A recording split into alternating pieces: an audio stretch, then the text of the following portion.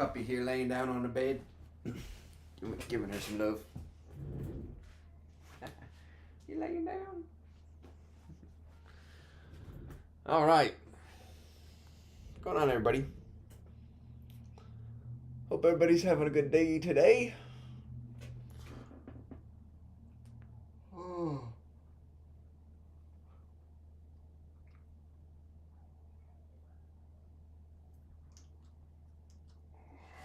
All right. I'm gonna try to. I kind of want to play some music.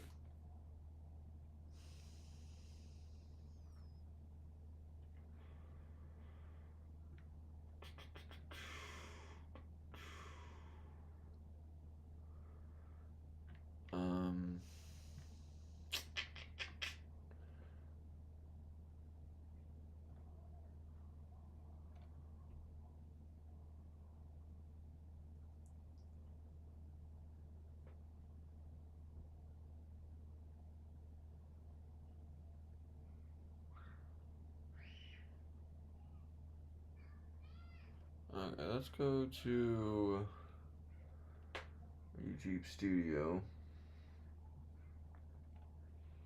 Let's go to Creator Music. Free.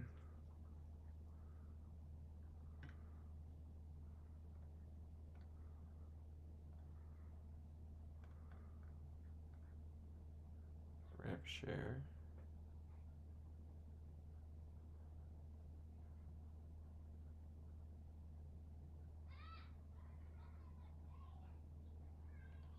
Okay.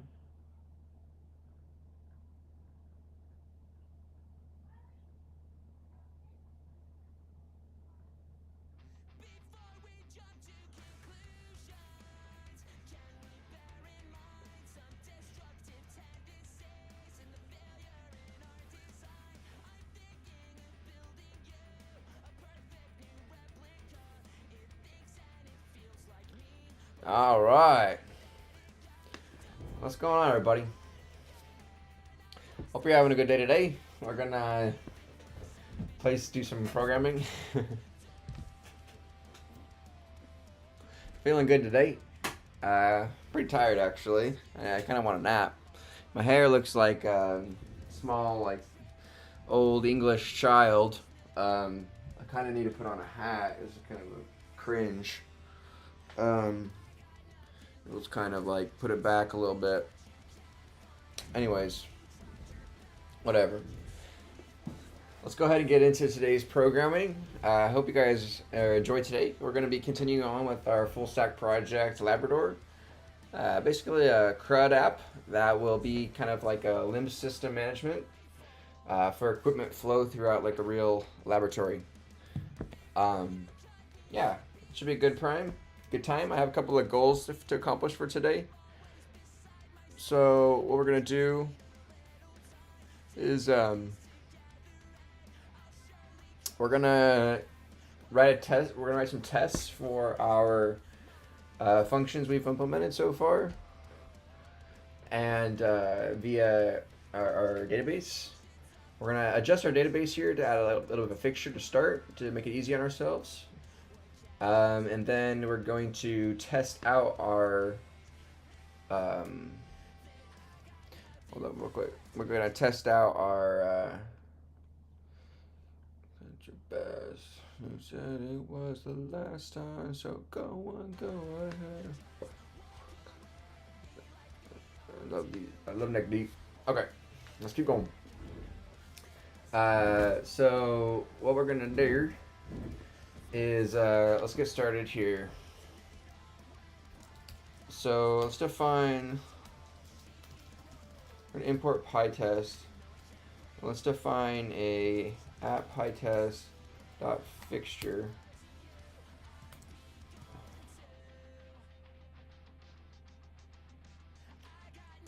How do you, but for a fixture, how do you do the exact syntax? Is it like with a function underneath?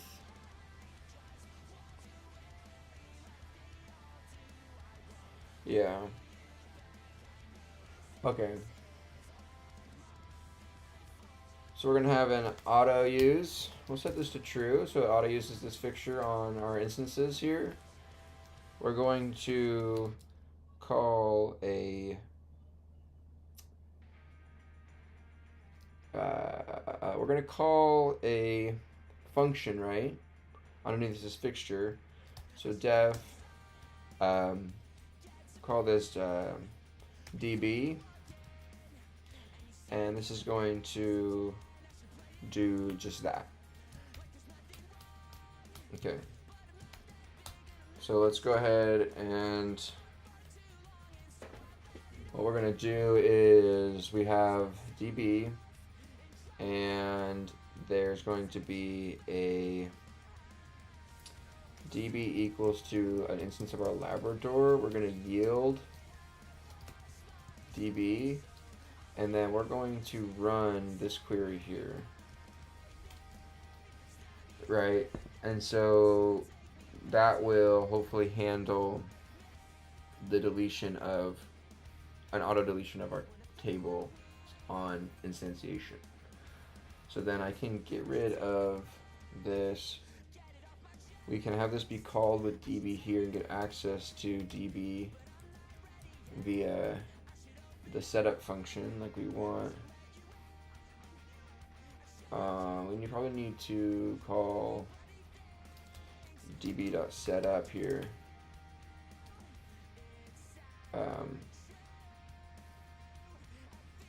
And then we'll just call this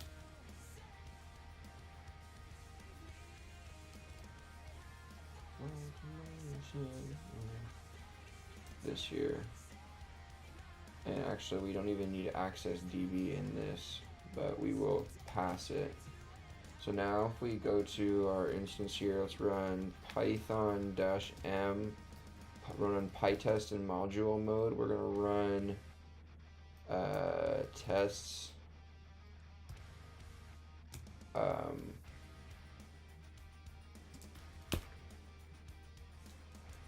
shoot, we'll get rid of this. Okay, cool, we passed. And then let's make sure that that is not there. Select all from equipment. No, it doesn't exist. Cool. Hey, what's going on, Castellanoviera? It's all one word. Sorry, Castellana? Oliveira? How's it going? Welcome in. Hey, Bunga Gift, do you find that manual typing code actually quicker at times after formatting your folder rather than using those newer frontier models?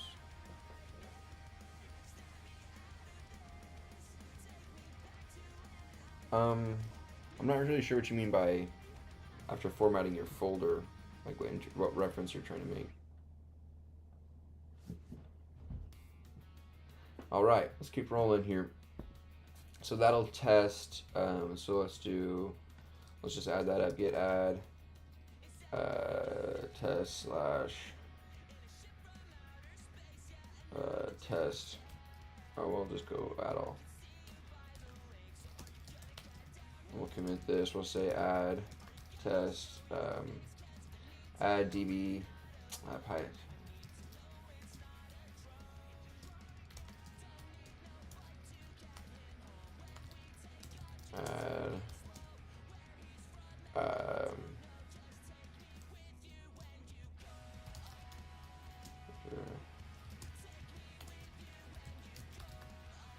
Refactor test table creation.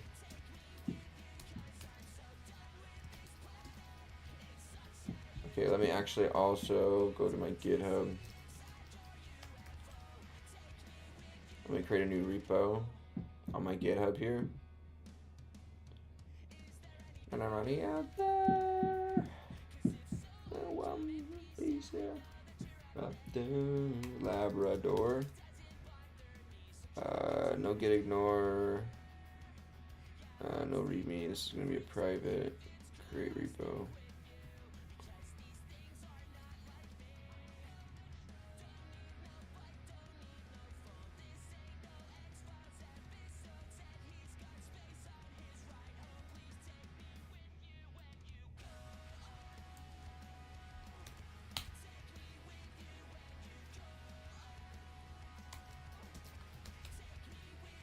Okay, cool.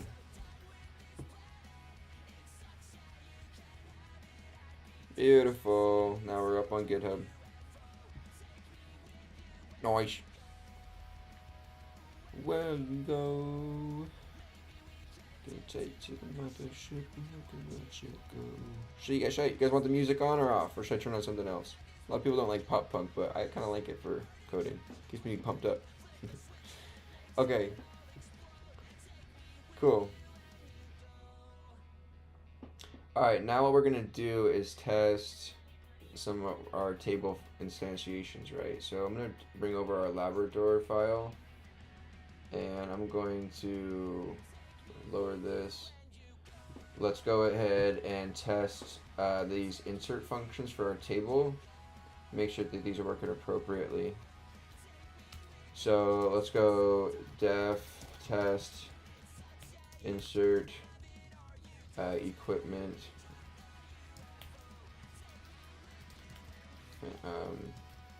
family. We want to take in database. So we're going to call db dot insert equipment family. Give them for an ID.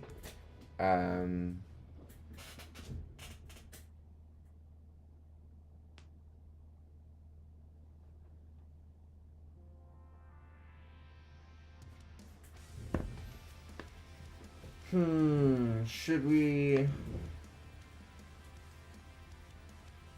Well, these aren't going to take in our Pydantic models. Our APIs take in our Pydantic models to validate our front-end client-side JSON. So these are just going to be validated already and by the Pydantic models, and our API is going to call these database functions via fast API. So we don't have to worry about that at this level. So we can continue on here. So we'll call, let's just instantiate ID as a string. We know that this is supposed to take in like a capital, like let's just say ABC, right? And then like a name, we'll say like we'll just do like centrifuge.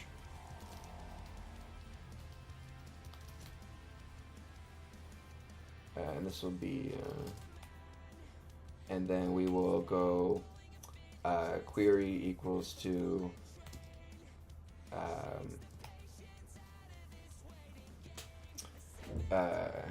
well, usually this would be like get. We would have a get, thing, but we obviously need to test that function too. But we have to say like select all from, or select all from equipment families where ID is equal to quote sent, and then we'll run this query against our database. So database dot query, and we'll call our query here. We don't have any values to select in, so this will just default to none. We'll call fetch one. Yeah, this is going to be true, right? And then we're going to call result here. I'm going to print the result just to see what I get back, because I'm not exactly sure. I can't remember what the fetch one gives us back. In query, I can't remember. But then what we're going to do is go ahead and take, I think, if I'm assuming that it's going to be a singular dictionary back. So what I think it's going to need to do is, we know that in our schema we have ID, name, and created at, right? So assert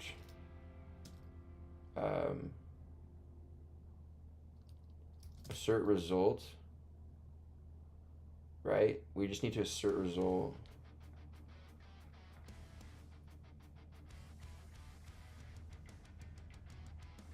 Okay, let's try this. Oh shoot.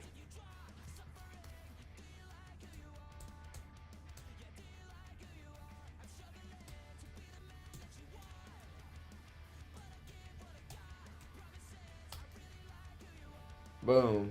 Look at that. Okay, so that didn't print though.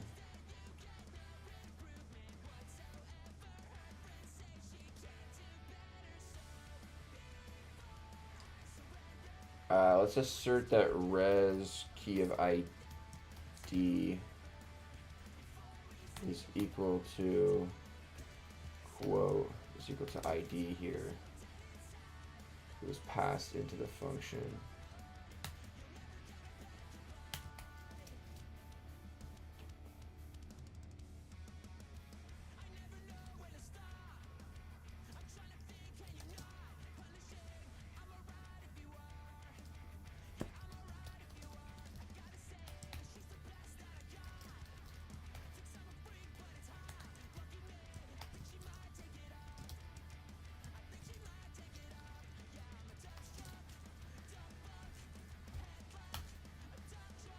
Alright, sick.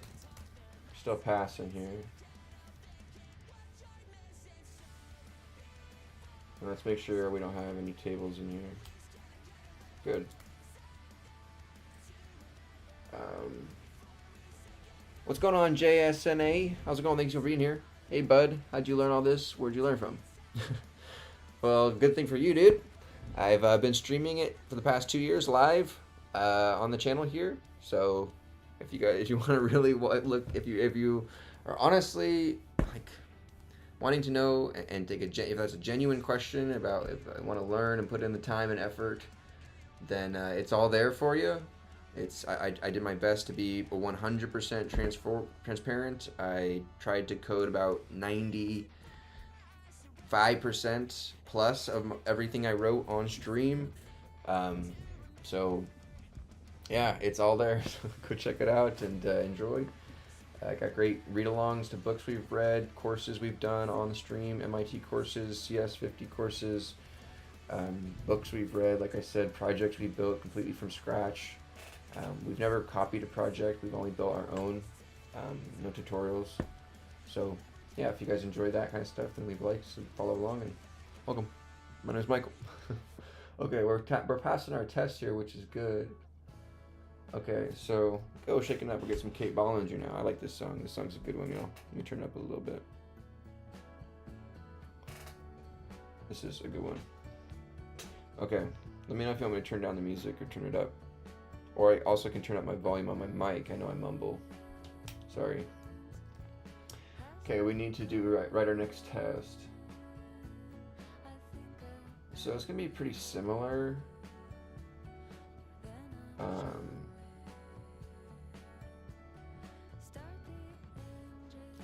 So we'll just do equipment,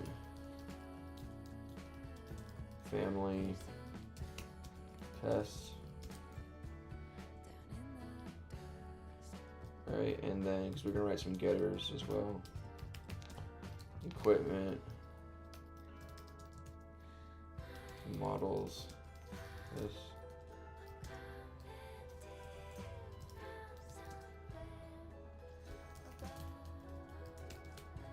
Okay. We have def, test, insert, equipment, model. Given the database fixture instance, we're going to call a similar concept db.insert equipment model for an ID equal to, we'll say this is like some like random model. Like usually they're just like crazy. We'll just say ABC 1 2 3 just to make it a little bit more different. And then we have a name, which would equal to, this model would be like,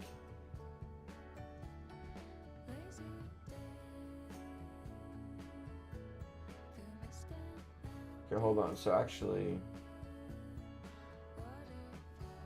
primary key to a model.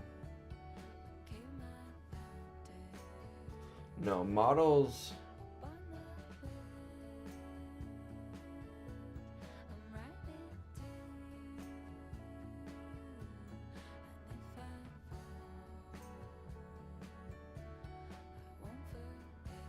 models would have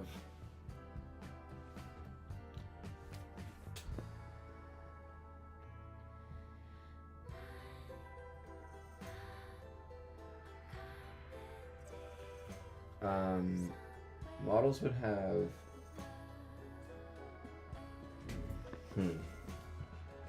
the ID of a model to the model name. Okay. The ID is a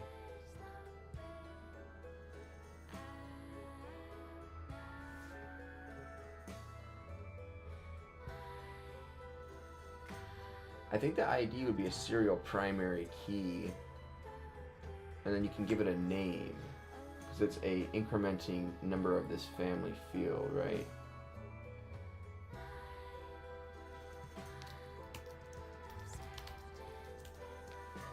Right, so it'd be serial primary key, and then the family ID would be the reference of the equipment family's ID for all the models under this. But the name of this model, you could put like the name, right? So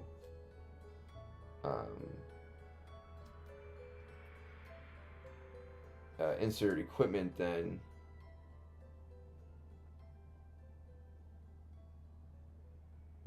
Give me 1 second. So in Labrador, insert equipment, we're not going to take a model ID or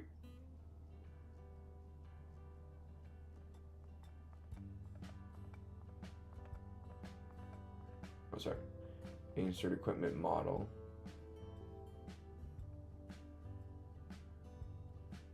We're not going to insert an ID here.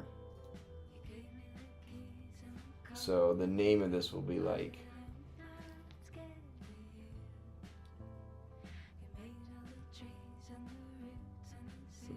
ABC 1 2 3, whereas the family ID would equal to like the centrifuge.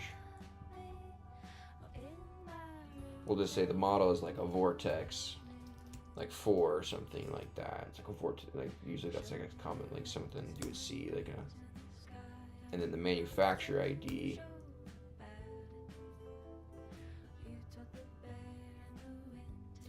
Okay, so you have to have a manufacturer ID here.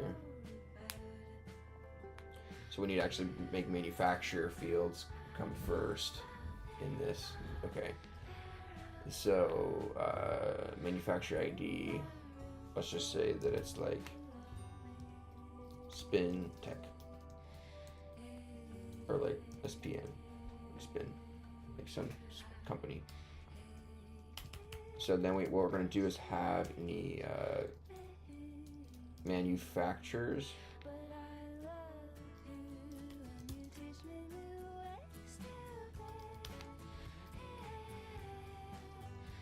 Table.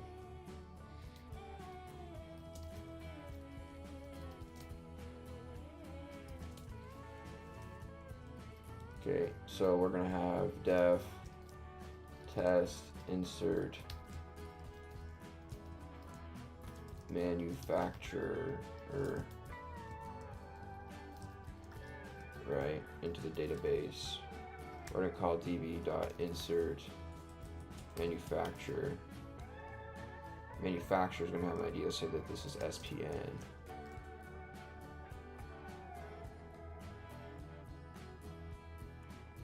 Right, and then we're going to have a, let's say the name of this guy is like Spin Tech or something like that. They have like a no email, no phone.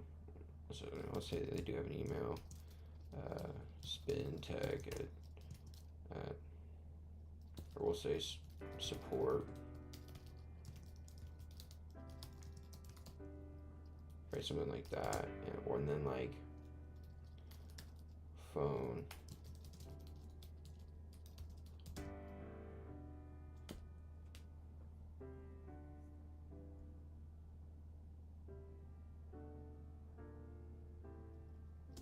Website, we'll say it's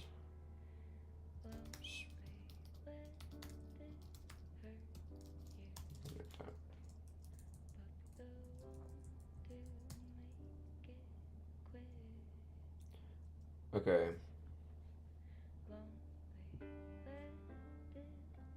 What's happened to our hype? Crazy vibe shift.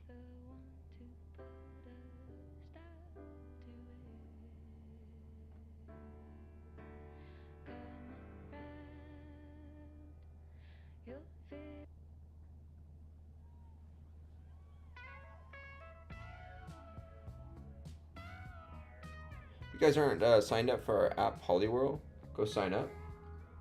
You can make a free account, and you can search addresses, up to 3 addresses with a 3 account. The addresses, your search is reset after about 3 minutes for the free account. It's really nice, and you can also access the leaderboard. And we've been going for the past week or so, double searches a day, 2 searches a day for the past week plus. So it's our 2 weeks now almost. So consider looking at the database here, or no, week, because it's 2 searches every day. We're up to 14 searches here, so our database is growing with data, and our streaks are starting to present themselves. So you can see some interesting characters who are popping up here. 14-day streaks with 14-day appearances on the leaderboard. So only 2 of those guys so far. So yeah, it's starting to take fold here with the data. So go sign up for Polyworld if you guys aren't yet. It's a great little app we built, and do some searches. And if you guys find anybody cool, any insiders, any winners, drop them in the Discord. Let everybody know. Appreciate you guys being here, and yeah, go get the app, and let's keep going here.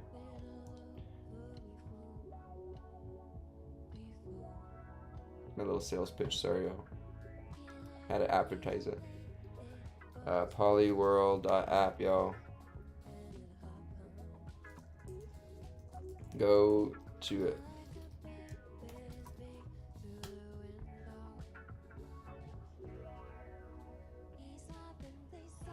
Okay. So we'll insert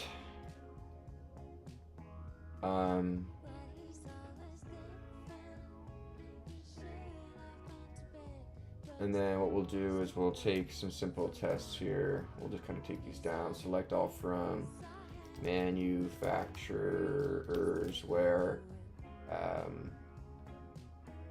right, this should be the only manufacturer in there. So, but what we're gonna do is just change this to name equals to,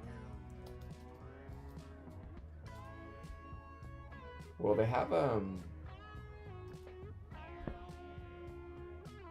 manufacturers have an ID. Yeah, sorry. So ID is spin, name is equal to spin tech,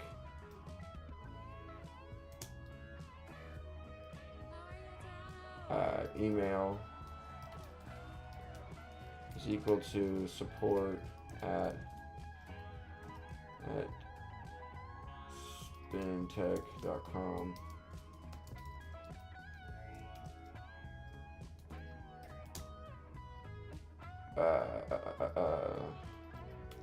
Phone equals null, and website equals to spintech.com. This might fail on the null, I'm not sure. We'll try it though. We'll get out of here.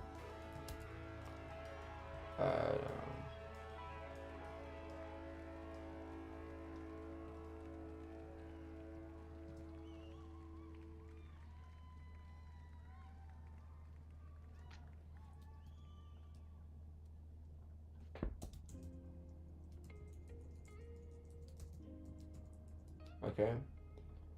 We query in the database that results.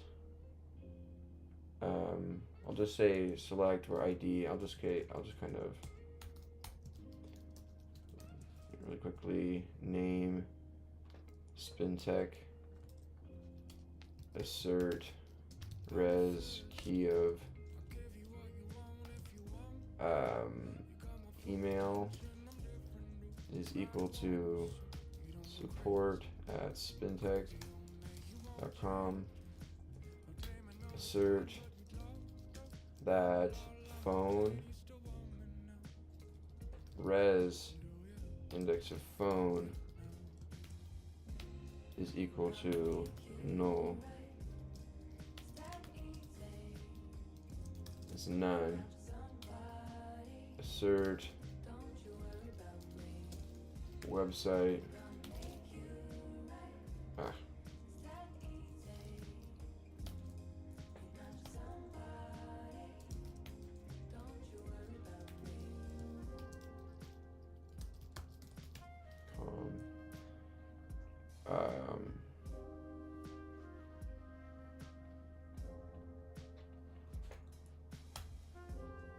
yeah, dang it.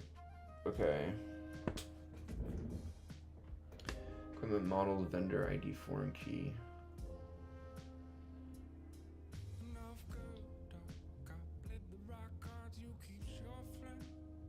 Oh, because I think it's looking for a foreign key here of spin, right?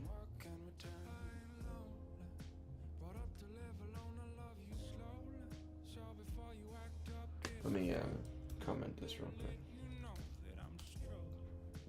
Okay, mental vendors.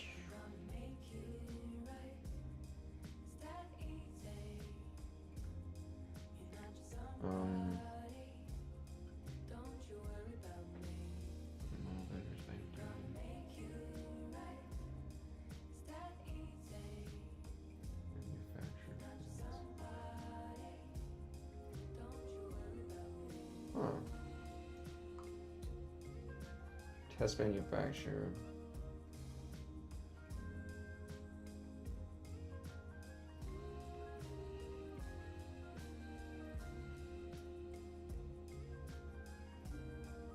Oh, hold on.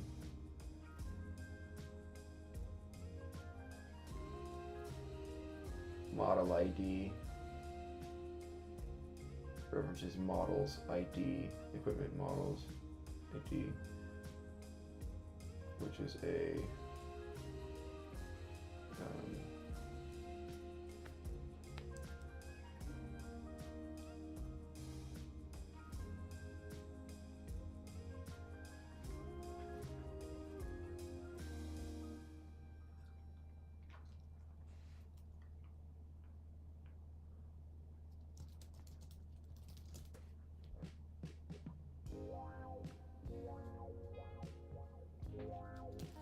no. Thanks for coming out, and thanks to Carol and Bing for having us. You guys are gonna have a great night. Equipment models ID. Oh crap.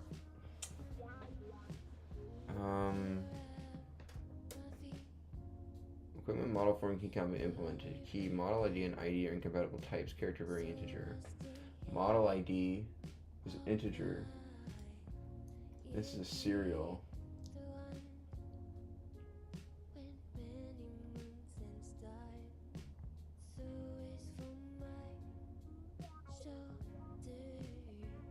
Huh, so what if we just say if it's just not null references whatever that type is of that key? No. Okay, let's get some help on this one. Let's take our schema here. Let's say change the model ID to increment to serial for next model in line, and can give a name to define it in terms. It's broke.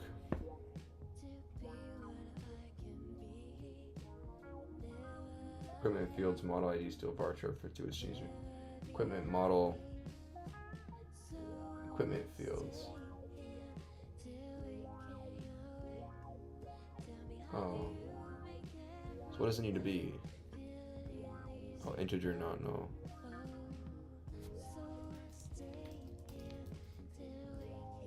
So then probably the same thing here.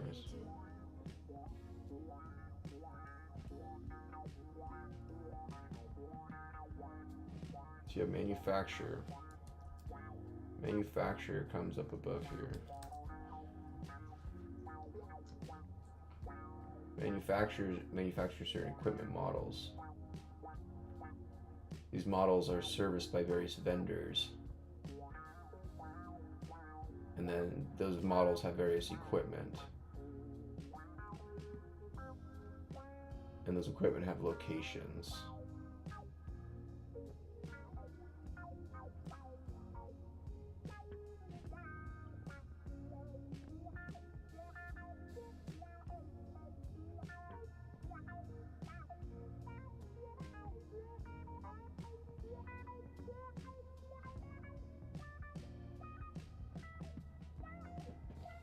Yeah, so the thing is we have, I think we're maybe trying to implement too many databases, too many tables at once here. We probably just need to get a solid working basis of one and then expand slowly from there on the dependencies.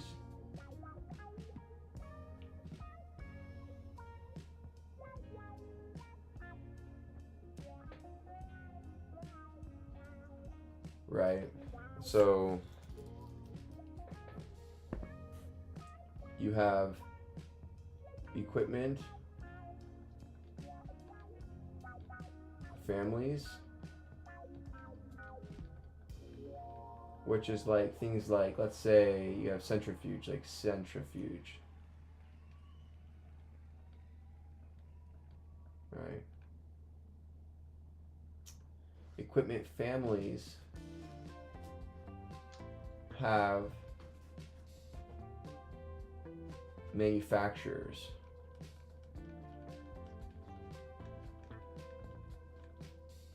Right, which say that these are going to be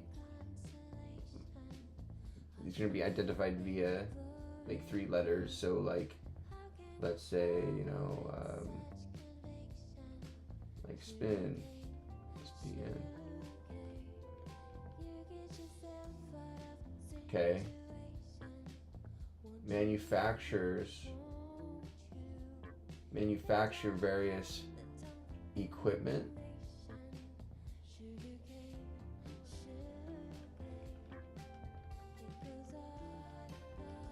Models. Right. These are serial.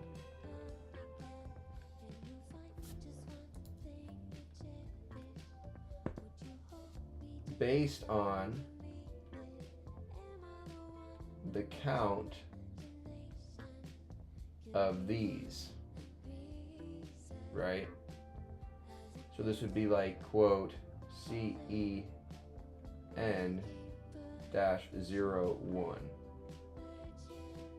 right? Something like that.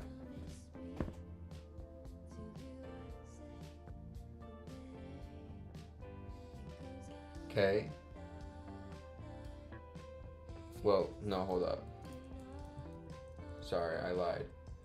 These are serial. Yeah, actually. Right, CEN-01, right? Now, you have various equipment of these models.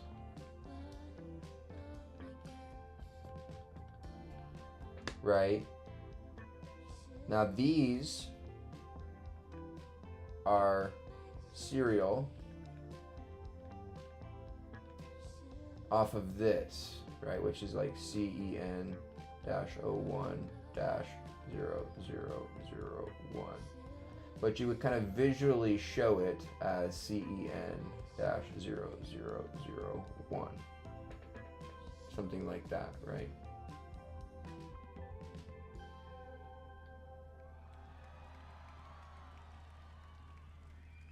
Because they're like equal, right?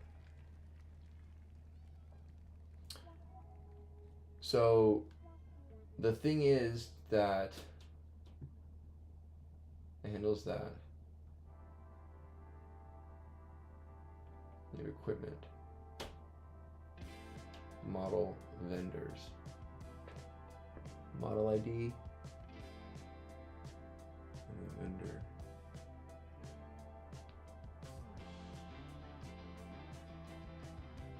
I don't think I need this. Equipment model vendors. I really don't think I need this necessarily. Because let's have a conversation here. I'm looking at my schema and I don't really think I need the equipment model vendor, right? Because I already have manufacturer and service vendors. I don't really need to know like who I got it from in terms of bought it from. Like usually that's kind of implied either through the like it doesn't matter. Or is that what this is implying? Because right now I have a structure of where you have equipment families would have something like, let's take a centrifuge, would have an ID of CEN, right? Equipment families have manufacturers. Let's say that these centrifuges are manufactured by a company called like SpinTech. So they would have an ID, let's say, of SPN. We would then have equipment models, which are, generated, created by these manufacturers. So the equipment family CEN, which is under the manufacturer SPN, tied to that one at that kind of top level, has a model CEN01, which is serial based on the equipment family name. Now you can give it a name of itself, such as like the actual model name, but just for its ID, that it's like CEN01. Then you have equipment, which come off of the models, which would be serial off of the like equipment models, but we would visually kind of change it to the user. So it would be like CEN01 -0001, but we could kind of visually clean it up to the user and show it as CEN -0001.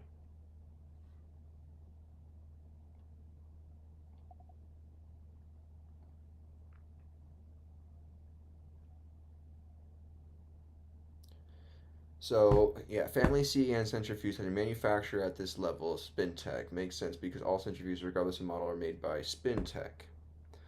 Model.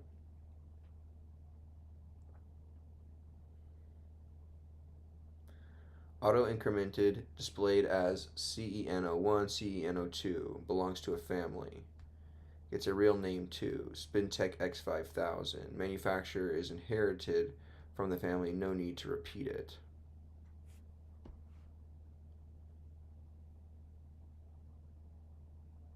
The unit, auto-increment displayed as CEN0001. So our schema, we have equipment family fields of ID, name. Not necessarily, because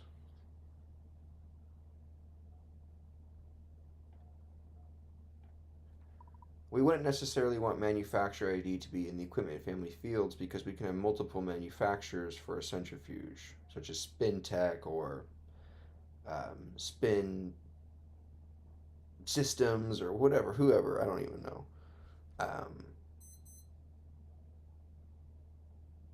So that model would go into the manufacturer because manufacturers manufacture specific models of centrifuges.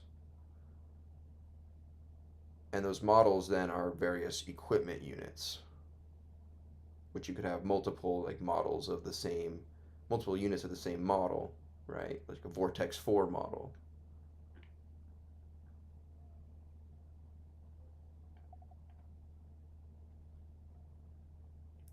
Manufacturer belongs to the model because a manufacturer makes a specific model on an entire family. Multiple manufacturers can make different models within the same family. So equipment family fields is ID varchar 3, primary key not null, unique. Name varchar 100 not null. Created at timestamp default now, right? Model fields, or equipment manufacturer, equipment model fields, ID serial primary key, name varchar not null, family ID varchar 3 not null, references equipment family's ID, manufacturer ID varchar 3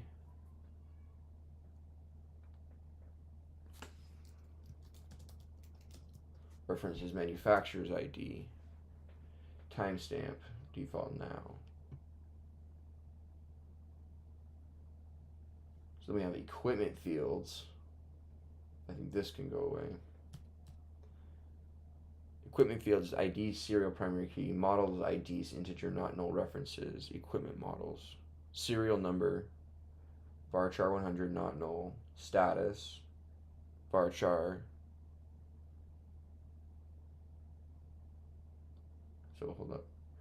Equipment fields is serial ID, model ID integer not null references. We have a serial number, service vendor ID. That's what we don't have here.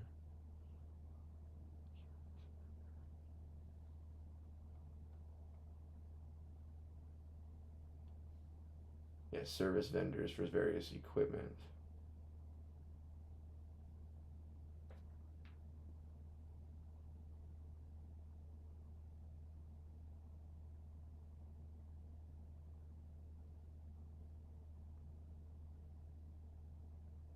Does the vendor live at the model level?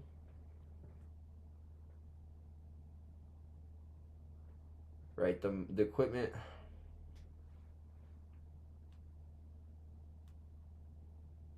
Does the service vendor service various models, or do they service they may service centrifuges but not all centrifuges, so specific models. I think they need to live at the model level.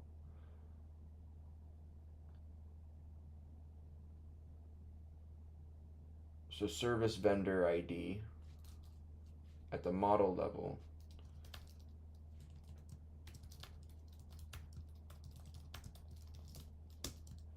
Which is going to be varchar 3 not null references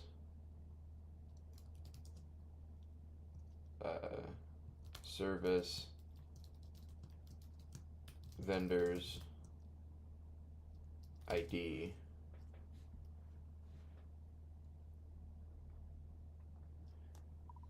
The service vendors need to, or that ID needs to be tied to the equipment model, not at the individual equipment, because it can't be to the family, because let's say that service vendor, A or whoever it is, service vendor X, they don't service, they service centrifuges but not all centrifuges, so they need to know which model specifically that's a service, so it'd be at the model level.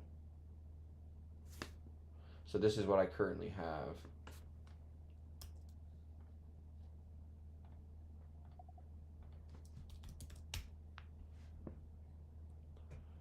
Logic is right. Service vendor at the model level makes sense. Typo in references. Current typo will crash on the table. So service vendor ID. Varchar 3 not null references. It should say varchar not null ref. Oh, it's just a typo. References. Service vendors ID.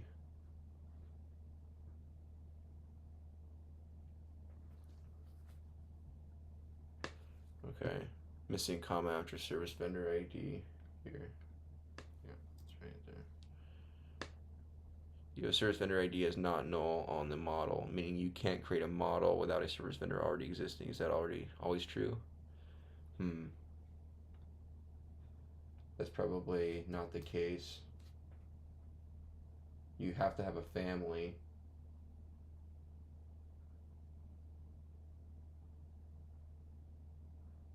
You have to have a manufacturer, but you don't necessarily have to have a service vendor at that time. You might need to find one. That's true.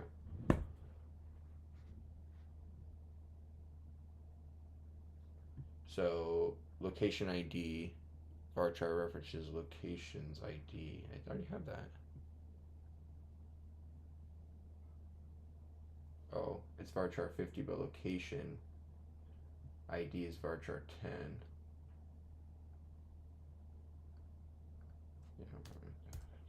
Okay.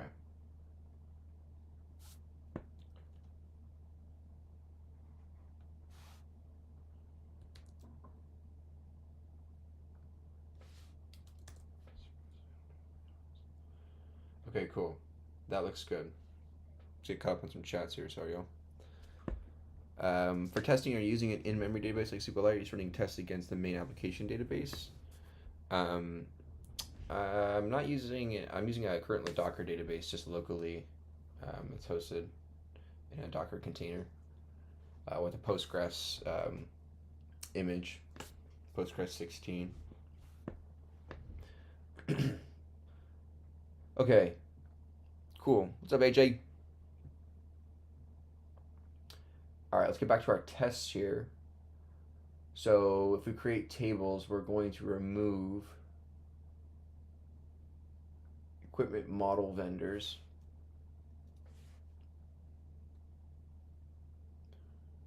And then what we're going to do is, that's fine, insert equipment family, ID name. We have manufacturer's table tests. So this is going to be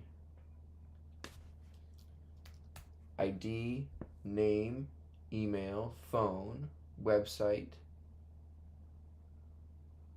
Okay. And then we say that is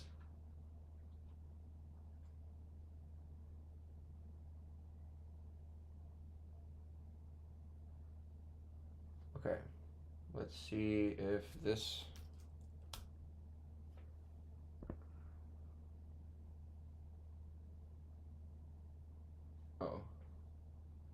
hold up.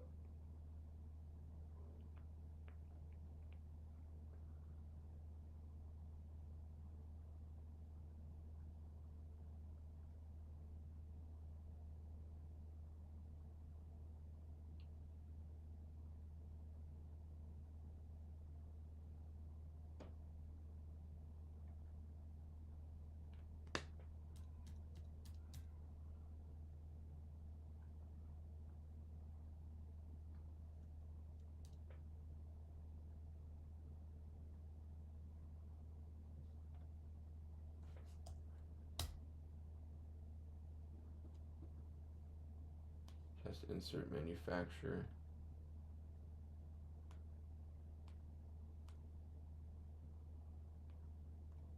Where ID equals quote spin.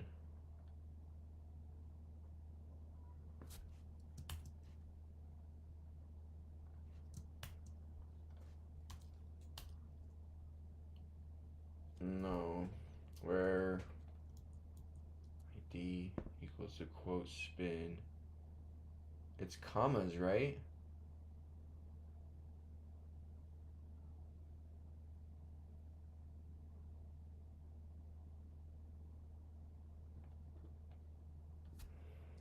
It's commas, right? I might be wrong. I want to zoom in. That's so zoomed in for me. I'm on a widescreen monitor. That's why it's on 1440. That's my native resolution, so it's like it's good for me, but zooming in even further, that's just like way too zoomed in. I guess I could.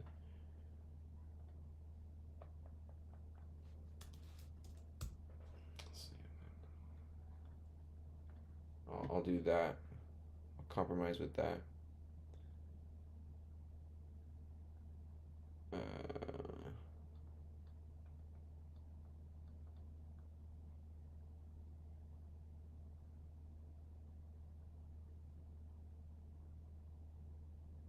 oh, that's right. I forgot. You just do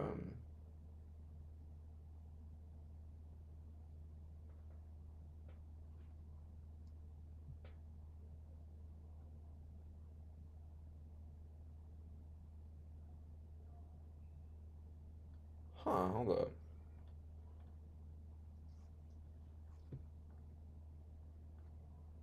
Oh, hold hold on, I just need to like, oh yeah, what am I doing? You select all. Okay, sorry. And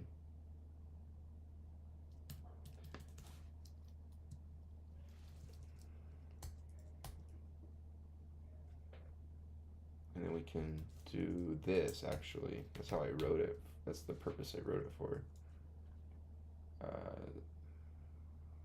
Oh.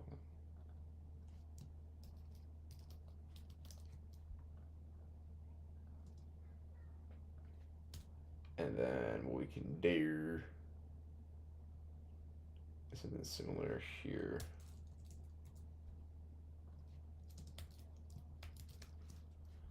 And then, right, like that.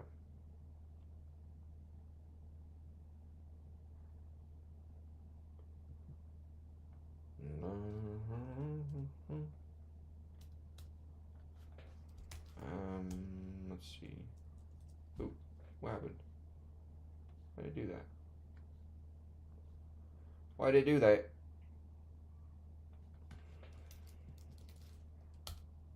Hey, let's go. Okay, so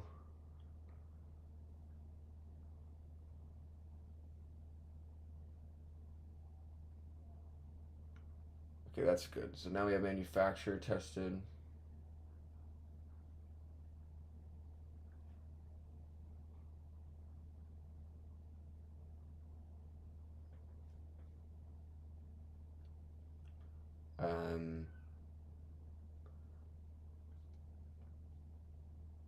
Equipment model. So we have to have an equipment in there and a family ID in there.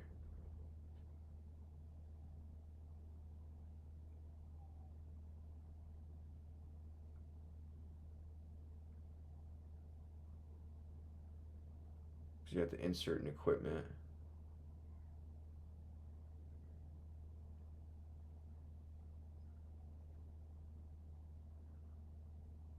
Okay. Okay, equipment models table tests. Here we go. Insert model. So we're gonna have to do though is do db dot insert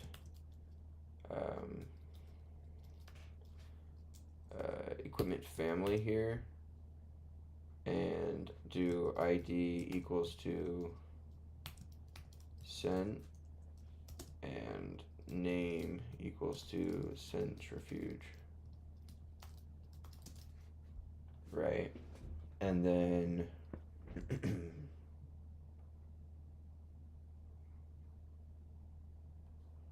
guess what I could do is put out front here, do equipment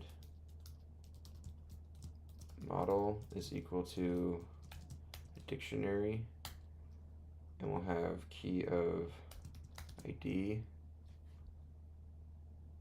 or sorry, equipment family.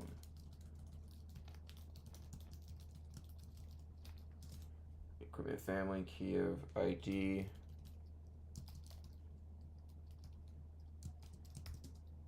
is going to be, let's do centrifuge, like CEN, right? Key of name is going to be, then we need to do, import, oh no, created at, just happens automatically. So name is going to be,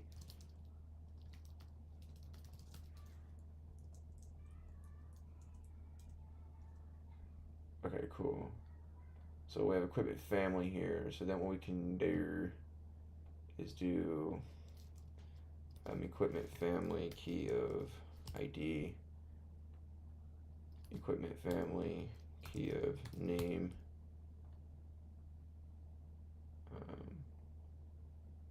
equipment family key of ID,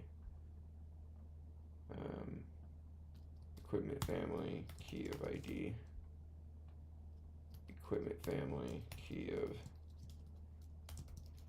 name. So that happened. Now we don't have to have kind of these hard stack variables. So then what we'll do is we'll kind of do that for the manufacturer here. Equipment we'll say manufacturer equals to quote ID quote name quote email quote phone quote website. Okay, this will be spintech.com. This will be none. This will be support at spintech.com. This will be spintech. This will be ID spin. Okay, so now we'll go here. We'll look up every time we say the word SPN, we'll replace it with manufacturer key of ID. Oh shoot.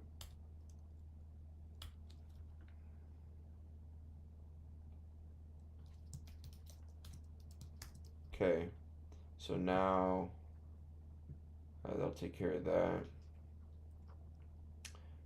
We'll just go manufacturer key of name, manufacturer key of email, manufacturer key of phone, lastly manufacturer key of website. And then here,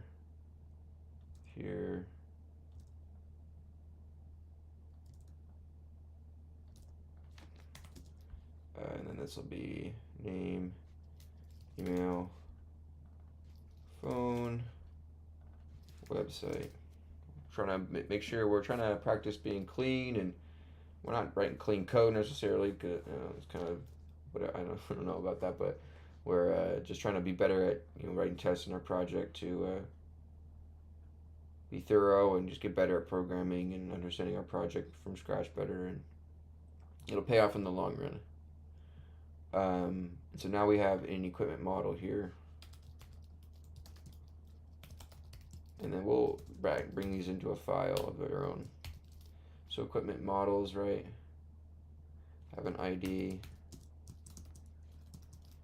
For this will be, well, this is serial, so it'll be a name actually. We'll say like Vortex, something like that. Family ID equals to centrifuge, quote, manufacturer ID is equal to spintech, or which is SPN.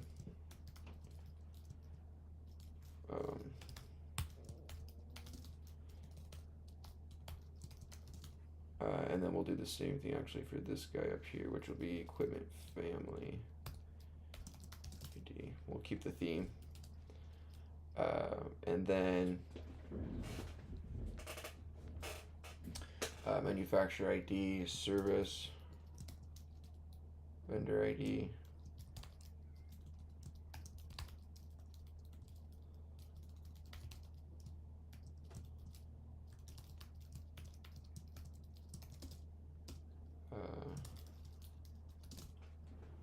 We'll put that in for now. Flag.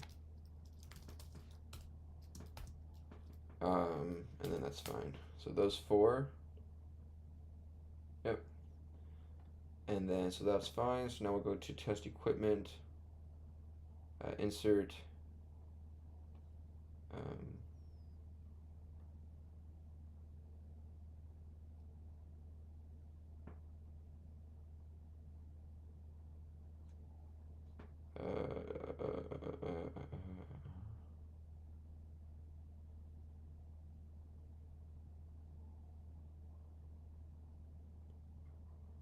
guess I'll just write like test helper functions.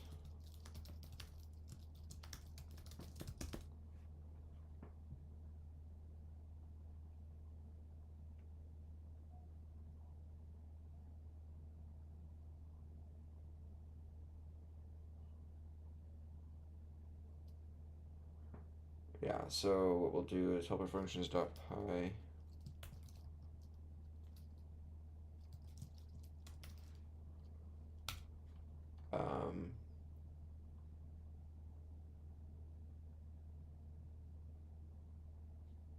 And I'll do def. What we'll do is we have this test.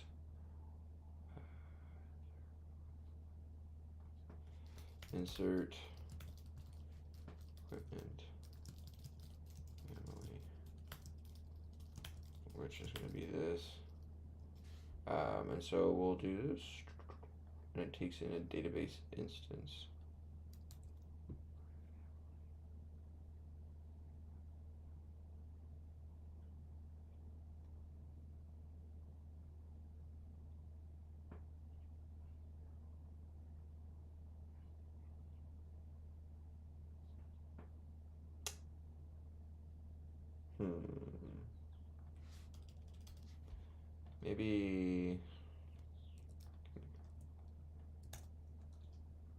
Maybe we'll just do it like this.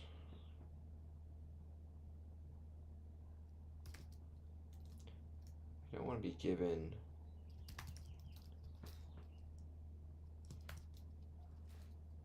and then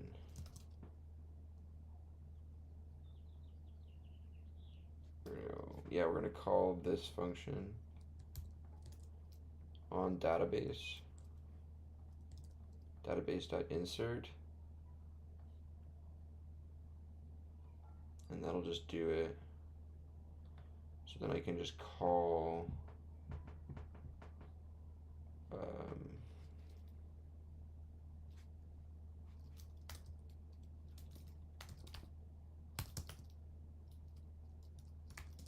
given the DB we have here. Okay, so then we'll call the same function here.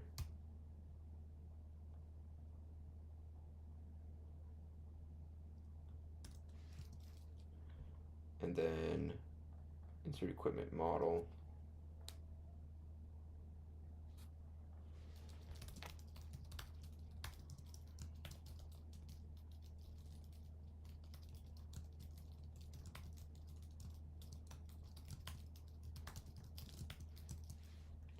Which will be basically this thing here.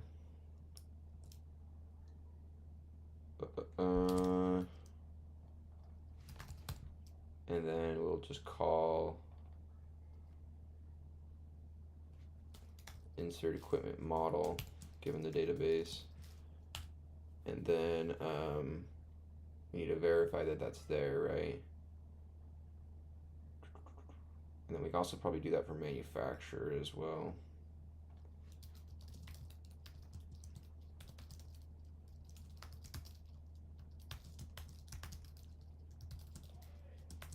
Right, and so what we'll do is like that dot insert equipment manufacturer.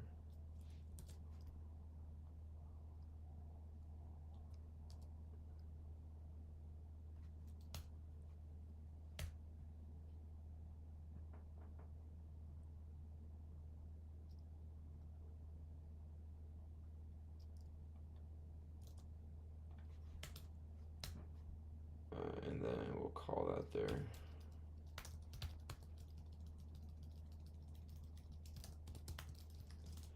Okay, sweet. And so that'll insert, now we can kind of reuse that stuff later.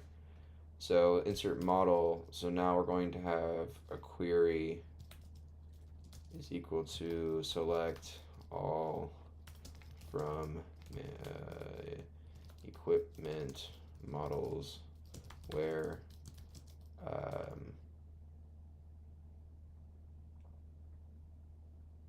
name equals to It would be equipment.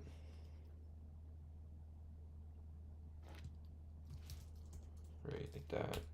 And so then we're going to do res equals to db.query for, we're going to put in our queue there, and then our values is going to be a equipment model, key of name, and then fetch one to be true.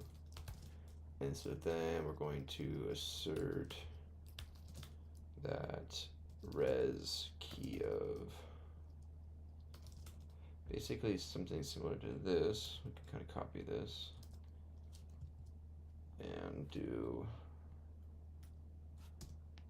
assert ID,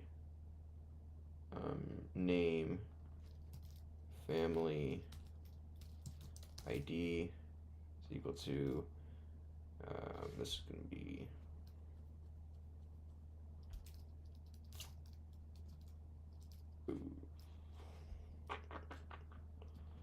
equipment model. Equipment model ID, name, family, ID,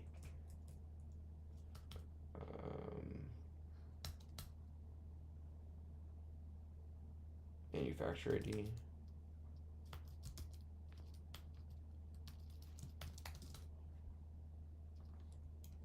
And then we have service vendor ID,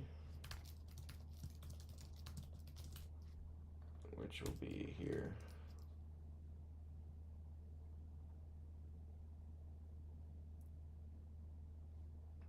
Let's try it. Dang it.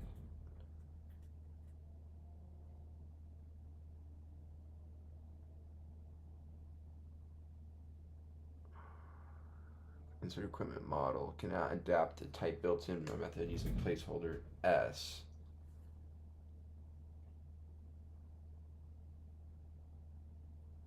Built-in function or method.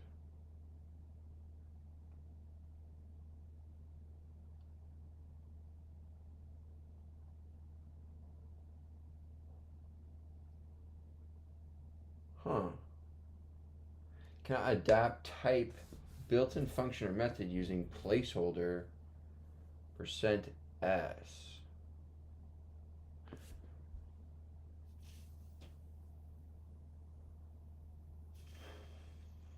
Oh. What?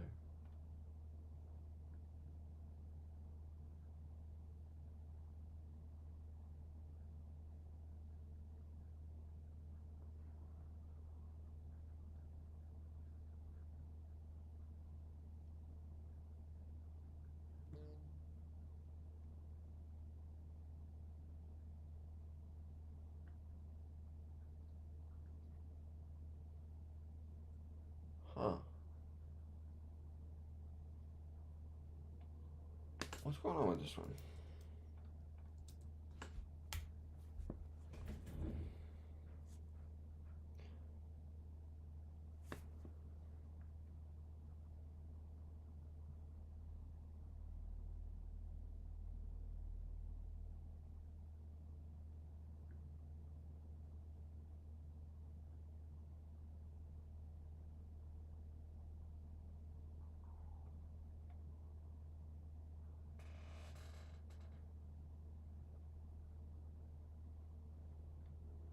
What the heck?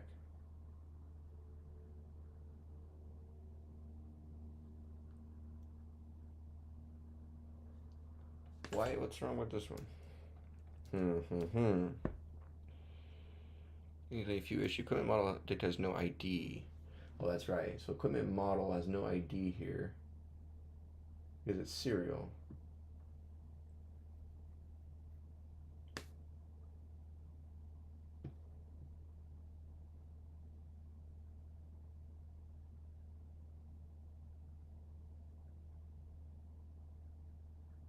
Oh.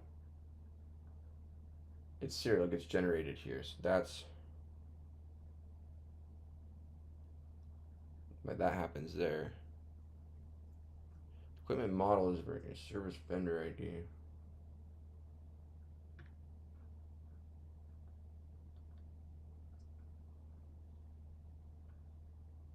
Insert. Oh, my insert helper for equipment model.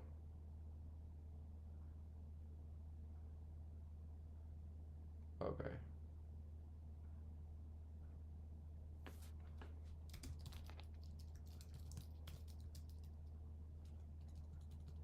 It's insert equipment model.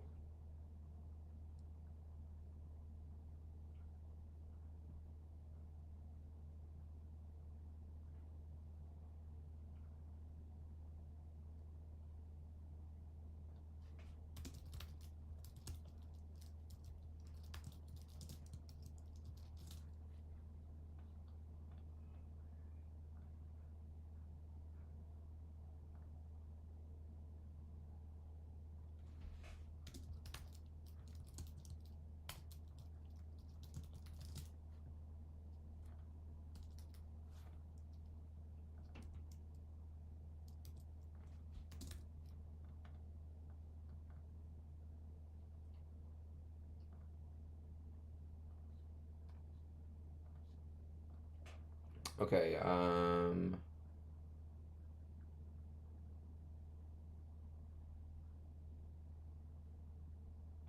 did that fix that?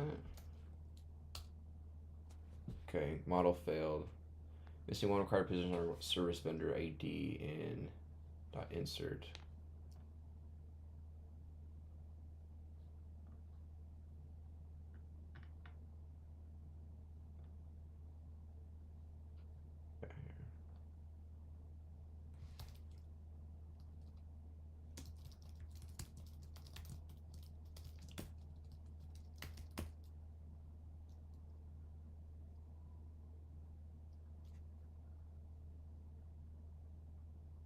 Equipment model. Service vendor ID. Ah, dang it. Got unexpected key service.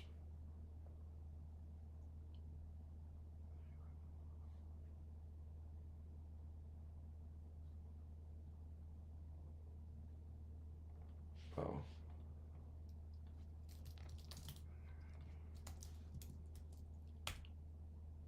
Dang it. Still. Insert update on the table equipment models violates foreign key equipment model information. Insert or update on equipment table equipment models violates foreign key constraint equipment models manufacturer ID foreign key. Spin is not present in table manufacturers. Oh, I need to insert a manufacturer as well. Insert manufacturer. DB here.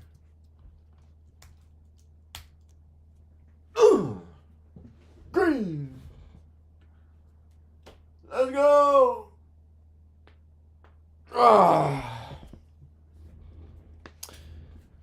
That's what I'm talking about. Hey, what's going on, Cav? Welcome in.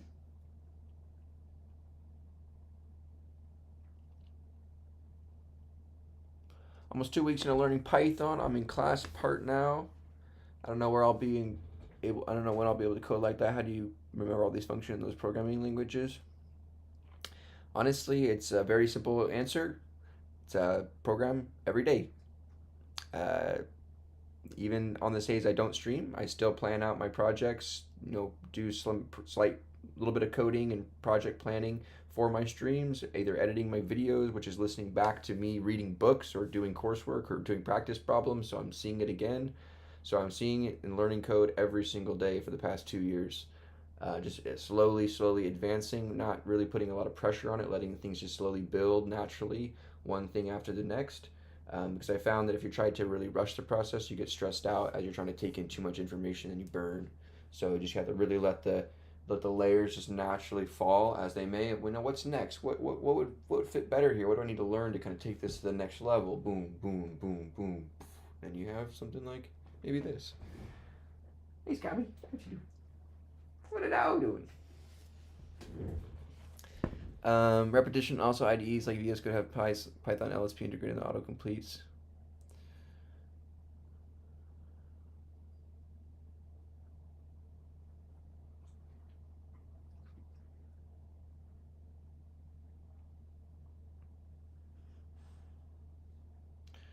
Yeah. So what we'll do is take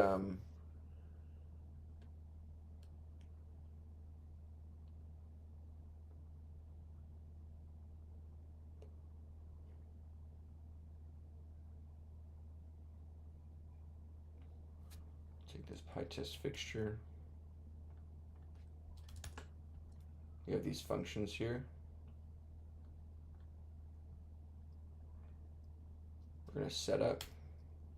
We're going to call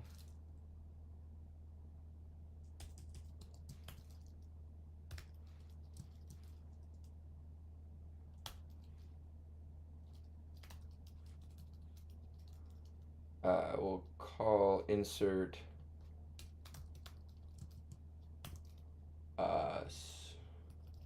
like seed onto the DB. We have a function called insert seed, pause, big time pause.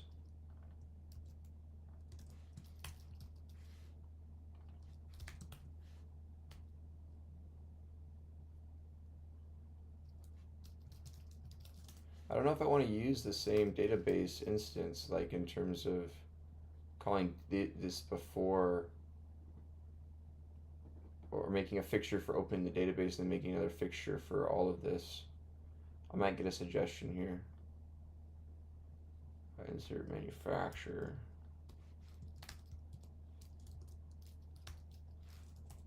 On the database, then insert equipment model in the database.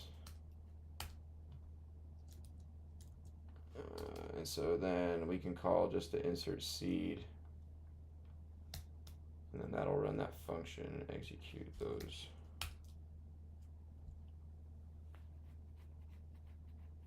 Dang it. Duplicate value, unique constraint. Duplicate key value violates unique constraint. Oh, I don't think it dropped.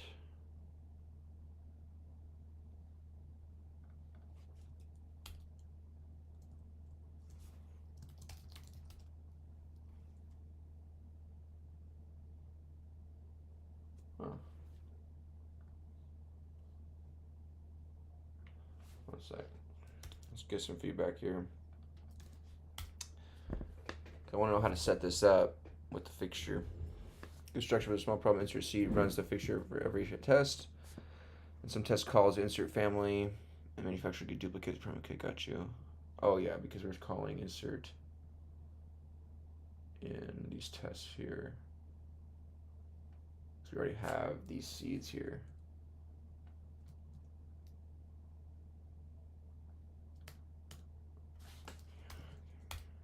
Boom, now we pass.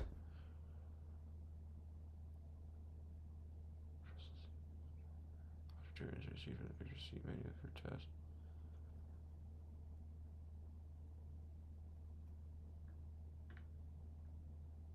Okay. Sweet. Boom. Nice. All right. Our testing is looking good. So we have models now done. Let's go ahead and do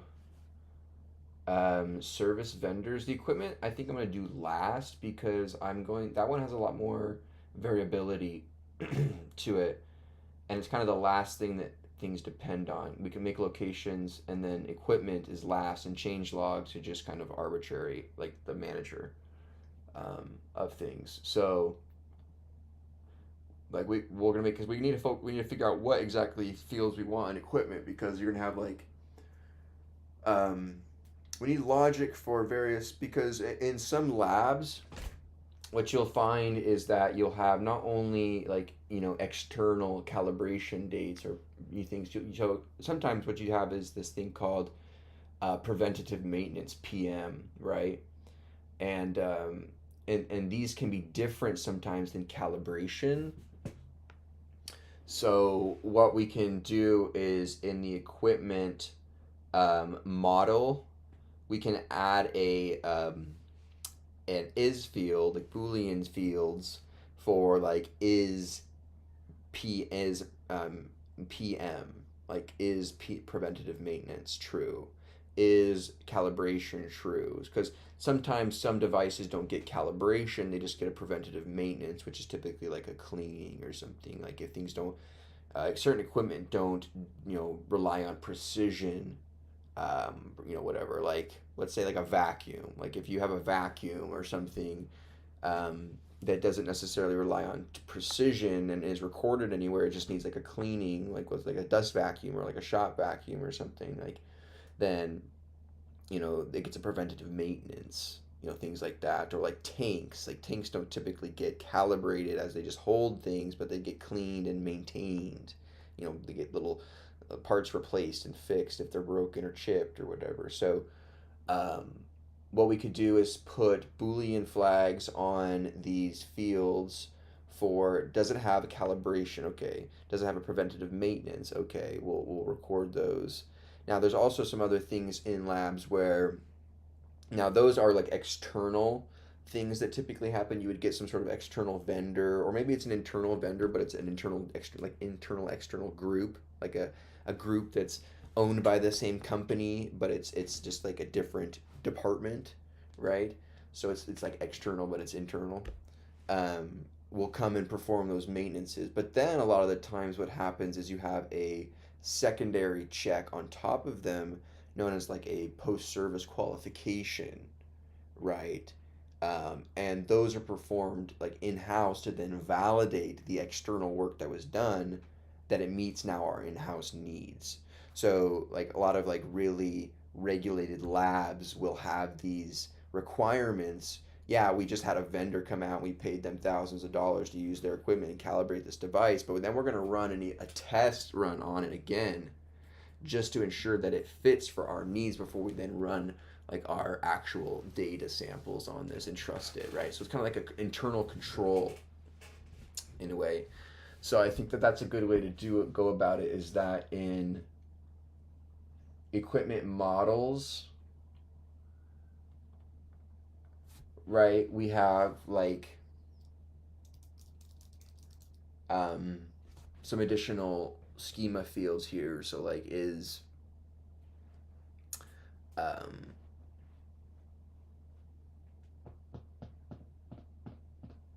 like I said before. Okay.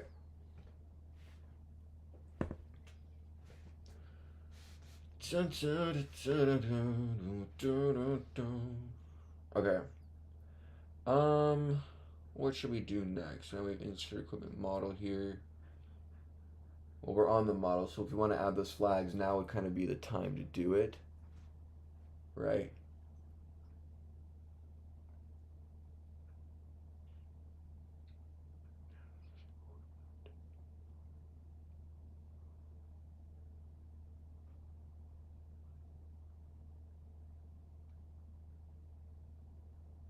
Should it be here?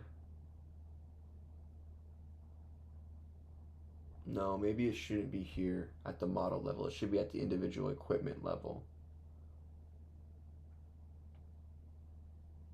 Right? Because some models,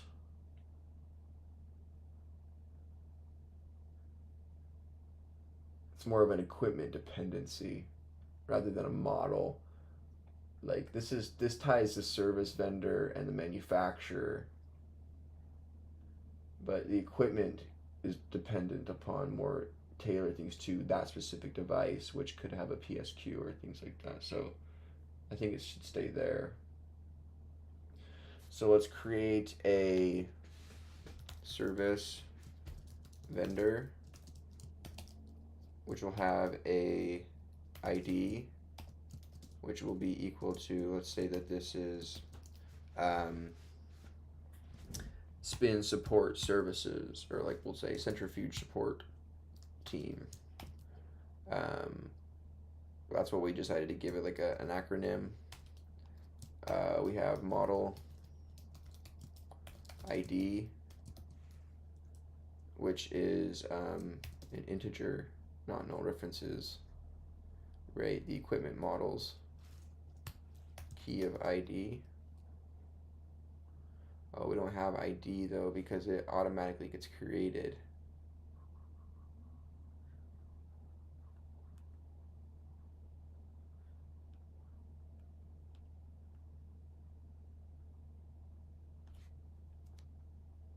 Okay, we can deal with that.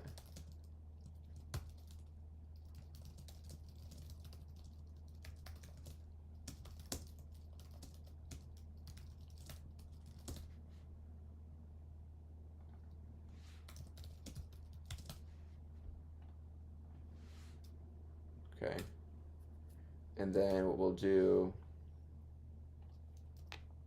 is we can do serial number.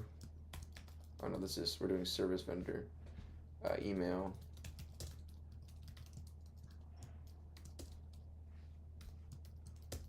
We'll say this is centrifuge spin service at centrifuge spin tech.com. That's their email. I'm just making stuff up here. We'll say that their phone is none. We'll say 1, 2, 3, 4, 5, 6, 7, 8, 9, 0. But this is a varchar, not an integer, so it kind of be a string. Services. We'll say like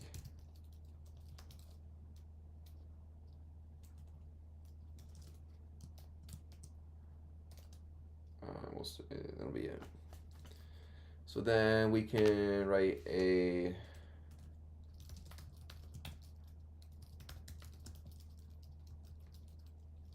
integer service vendor given the database, and then we can take the database dot insert service vendor, but we need to call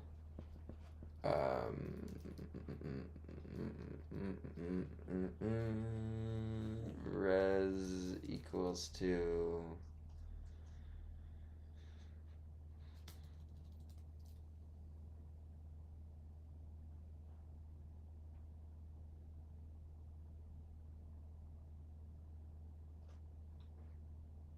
service vendor doesn't have a model ID. That's the equipment.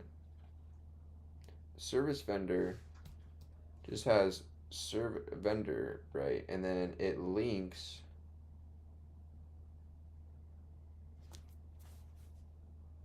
it doesn't link to anything. It doesn't reference another table. A table references it via the equipment that it services. We don't need to link this to a specific table because we don't know if it services all that equipment. We could make a table for that specific vendor and have it be all of the equipment that it does, right? But that's kind of, we don't need that. That's just can be a query on its own to fill, like a filter. So we can, the service vendor stays independent, right? Where it has just ID, email. So we have a name, sorry. And what we're going to have is here, name is going to be, let's say it's centrifuge service insect.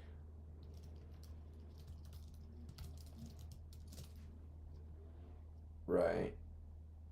So we insert service vendor, calling this, saying that ID equals to quote, equals to service vendor, key of ID, name equals to service vendor key of name and email equals to service vendor key of email, and then phone equals to service vendor key of phone, and then services equals to service vendor key of services. And then we can call insert service vendor here on the database.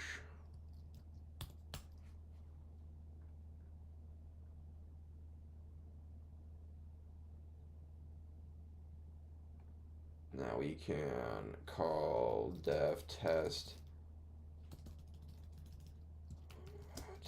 service vendors table tests def test insert service vendor in the database instance query select all from vendors where name equals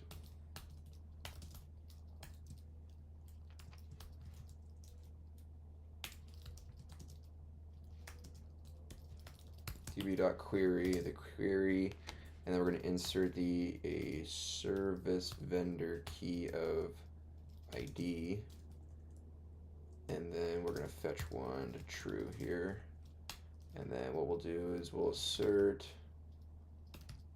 that res key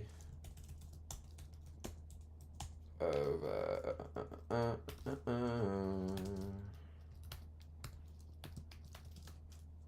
and then we can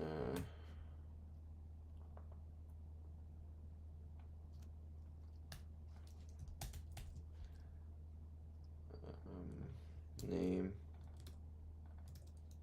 email, phone, services.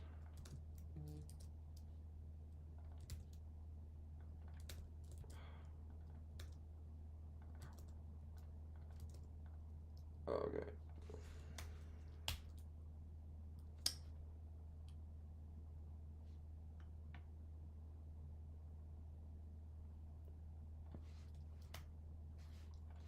Typo. Oh.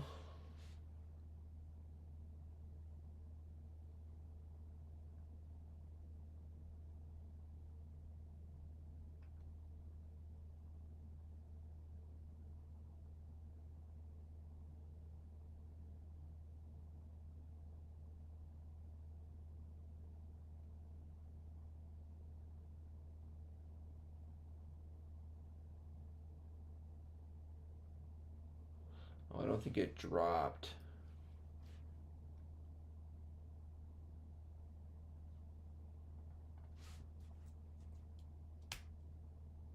It didn't drop.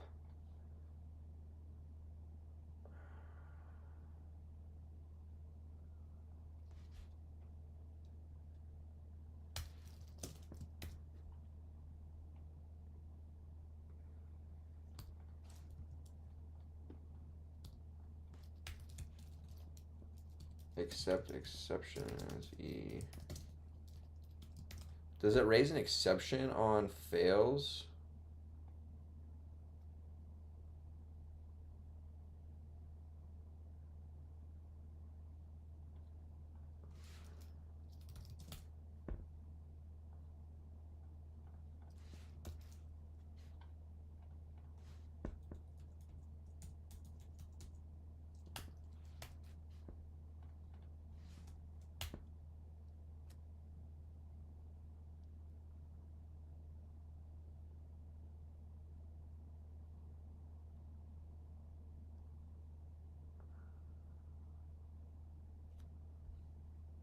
here.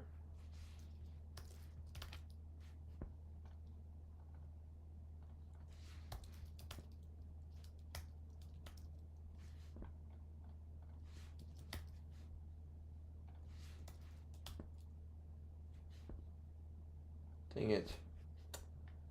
I want to see about the drop.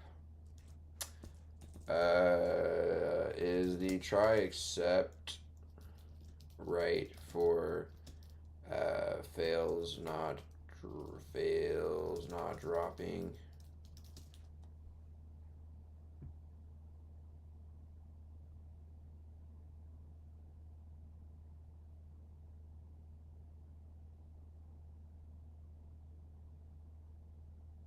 The try except approach has a problem if the yield itself doesn't raise, which it won't. PyTest handles that. The teardown always runs anyways, but more importantly, you're swallowing exceptions as a bare pass. Oh, so it does automatically. You don't need to try except.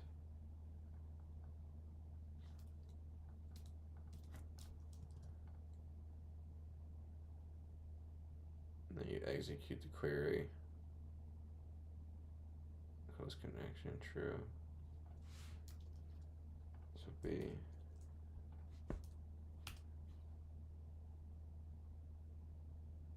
equipment model.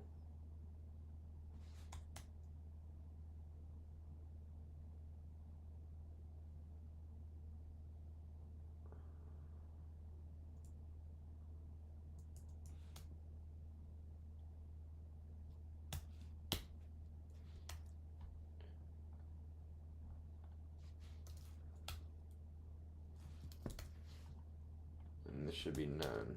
Yeah. Okay. Bada bing, bada boom. Okay, so that handles the insert for service vendors. I'm not going to do equipment yet. We can do location.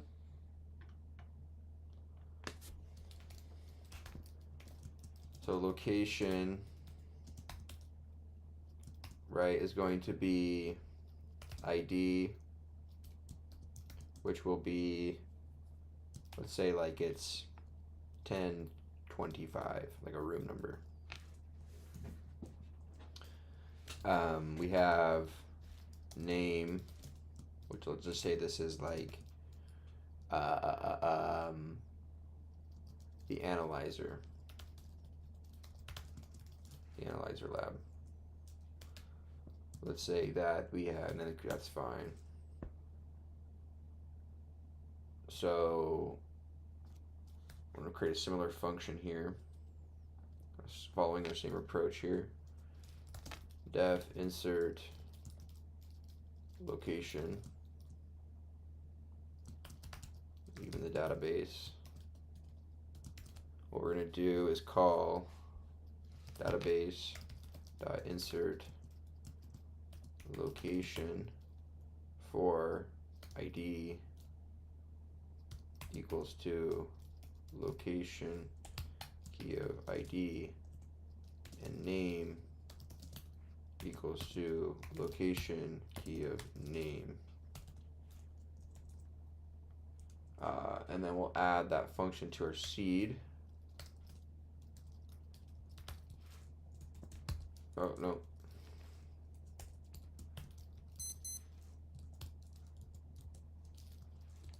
And then that'll take care of that. So now if we run this, I'll pass.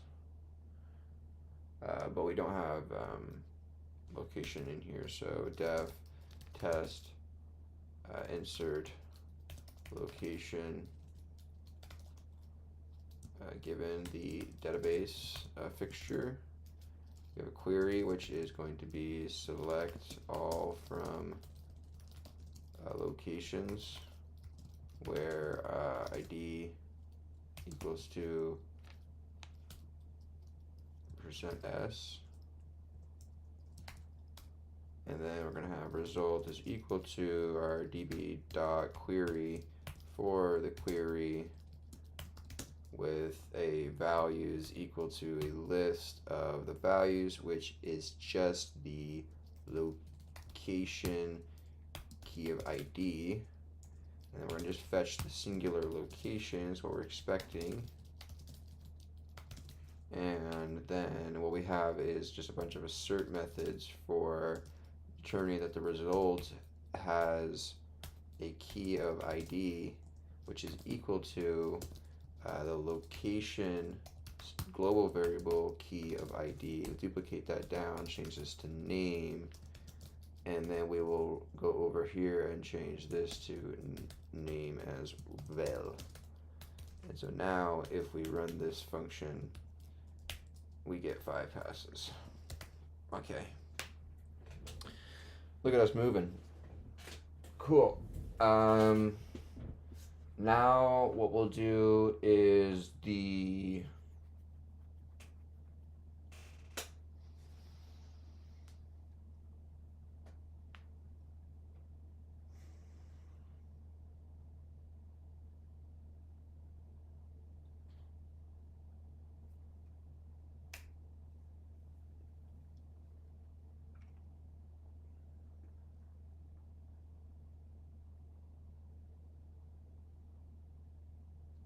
what should we do here? If you guys enjoying the stream, well, my hair is like ridiculous. All right, I get a hat. Look like a goof. Look like I go.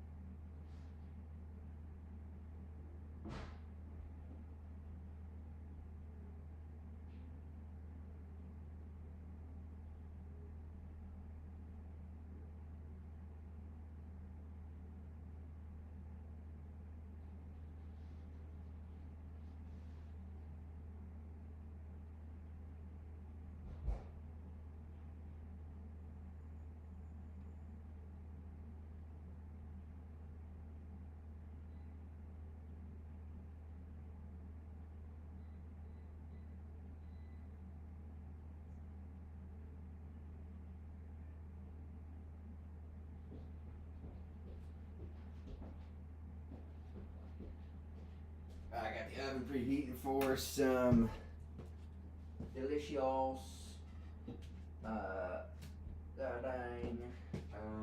mac and cheese. You got that going?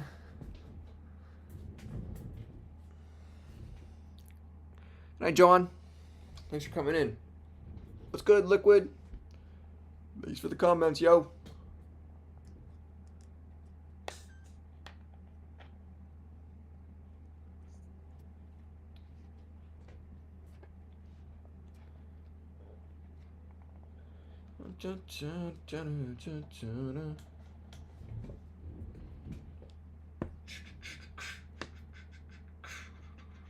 Okay.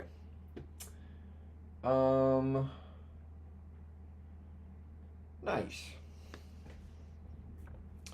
That works nicely. What do we want else here?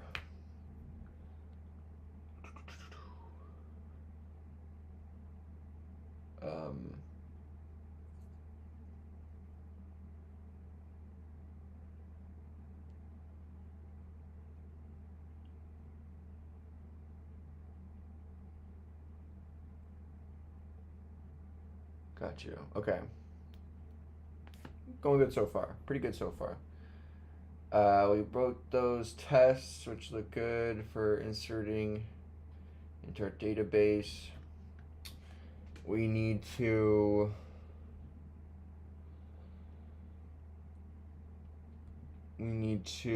then, what do we need to do now?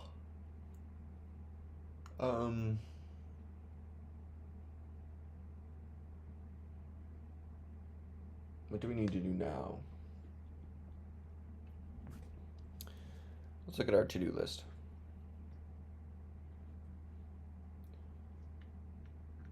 Okay, let's just take what we have so far and say, all right, I've been writing some tests. I think I'm ready to update the to-do list for what we should do next.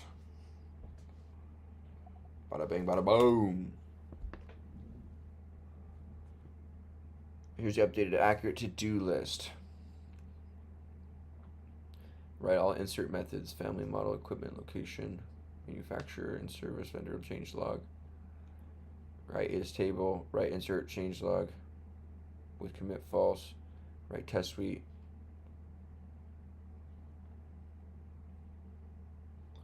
I didn't do the equipment, I did everything else but insert change log test as well. So maybe we should test the change log and then equipment.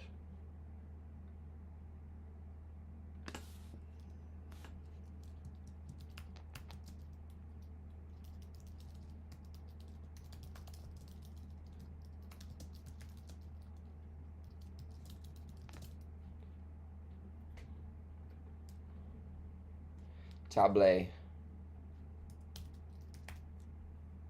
Okay.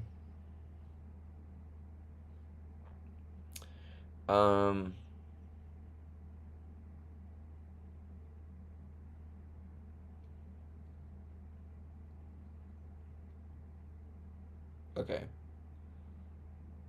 We now need get methods basically, but let's first do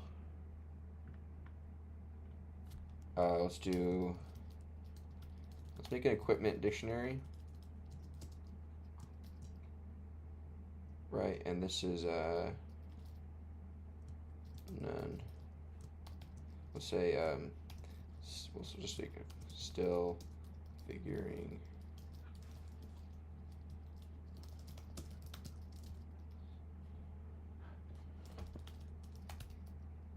fields. Okay, so then we have changelog, which is going to be dictionary. We have ID serial, so we don't need to worry about that. Table name. This is going to be equal. Let's say the change took place.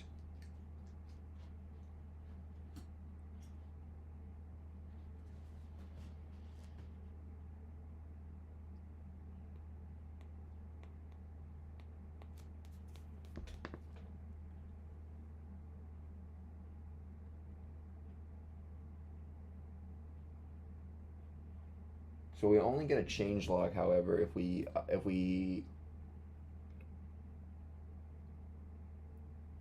an insert changelog method in our Labrador, right? But the thing is the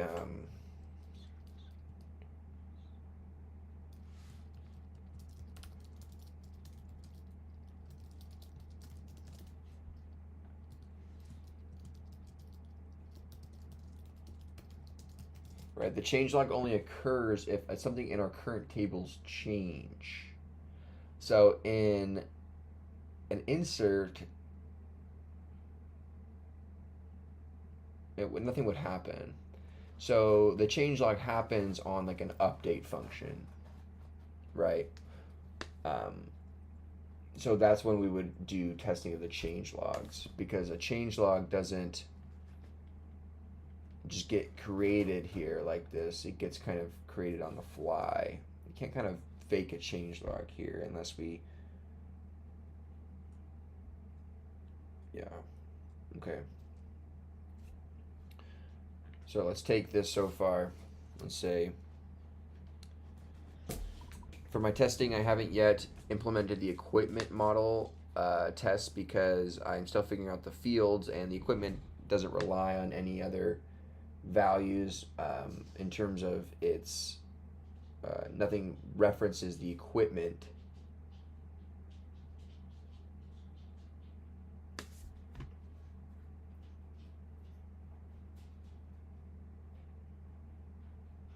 So it's kind of the bottom of the tree or whatever, kind of the, yeah. Doesn't have any. It's like the bottom child doesn't have any children on it. So, and plus I'm trying to figure out, calibrations versus preventative maintenance versus post-service qualification needs with a bunch of like, is underscore flags and stuff like that. Um, but and then also change log. I can't really create a change log here. It would be tested when we write like our update functions, as those change logs are created on those instances. We'll paste our code in here. Exactly right on both accounts. Equipment, you're right, it's the leaf node. Nothing references it. Take your time figuring out the fields. The maintenance calibration flags are worth getting right before you write the inserts, since they drive a lot of the automation logic later. Right, exactly. Though some of that might belong to a separate maintenance log table rather than the equipment directly. Worth thinking about though before committing to a schema. Change log, completely correct. There's nothing to test in isolation. It gets implemented implicitly when you write test update unit status and verify that the changelog row was created as a side effect. That's exactly how it would work.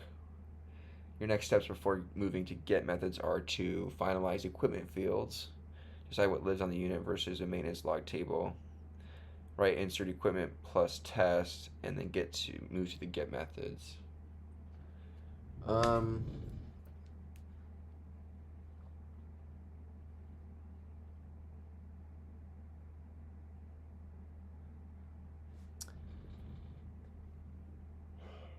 So equipment has an ID, model ID, serial number, status, a location, obviously when it was created via the timestamp.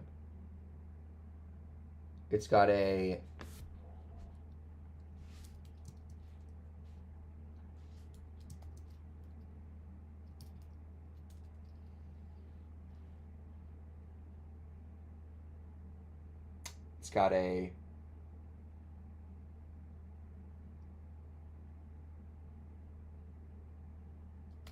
is calibrated.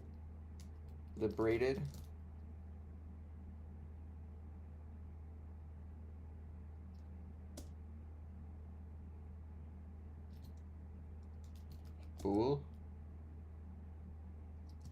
Default. False.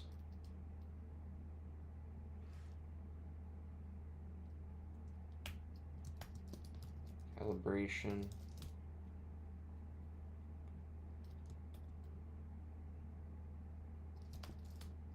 Date.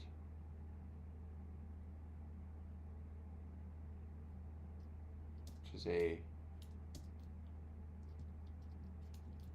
timestamp.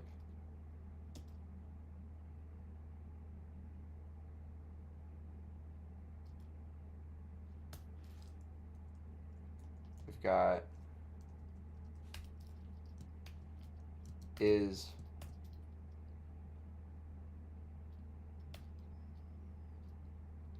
prevented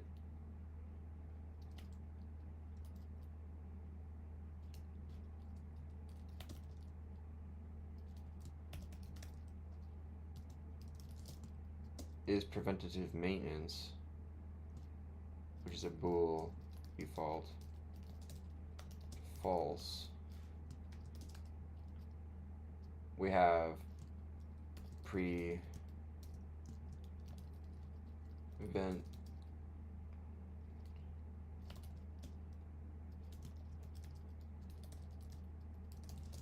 which is a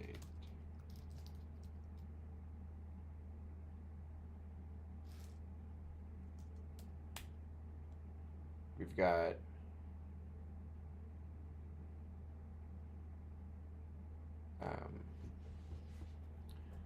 default false if preventative maintenance timestamp. So if it's calibrated, that calibration field can be filled in. If it has preventative maintenance boolean, then that preventative maintenance field can be filled in.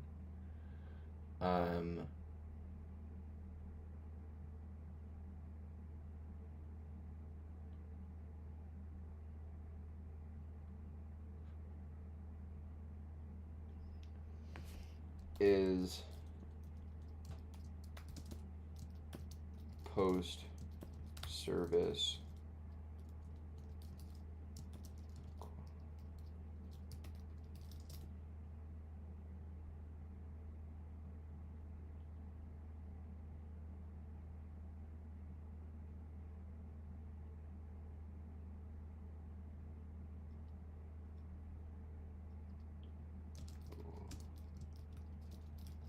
default false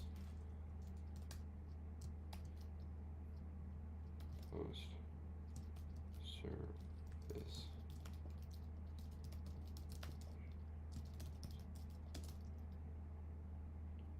Something like this.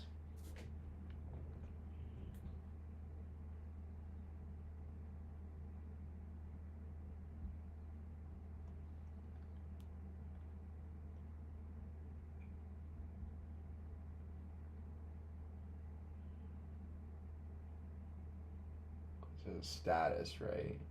Inactive.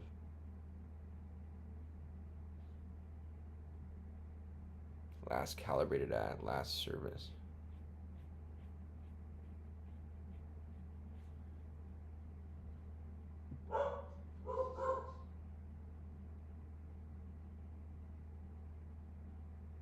So okay, let's take our equipment fields. Let's have a discussion here. I'm trying to narrow down my equipment fields. So I'm trying to think about some real circumstances in labs, wet labs, right? So equipment, some equipment like tanks or maybe like vacuums or things like that wouldn't have things like calibrations, but they have things like preventative maintenance, PM. Um, Whereas things that are like pipettes or scales, those have calibration and preventative maintenance. But then sometimes some certain instruments that verify data need to have something called like a post service qualification, which is like an internal run after the either calibration or preventative maintenance is completed, for like an internal control run. So this is my current schema now. What are some other things I might be forgetting for this equipment flow and field schemas? Let's talk about that. Let's talk about that. Good real world thinking. A few thoughts before flagging what you might be missing. Conceptual issues first. The flags is calibrated as preventative maintenance, etc. are really current state indicators, but they get stale and are hard to maintain accurately. What you care about is when it was last done and when it was next due. Is it currently overdue? The is flags can be derived from those dates rather than stored separately. For example, is calibrated is really just doesn't have calibration date and next calibration date in the future. Revise equipment fields.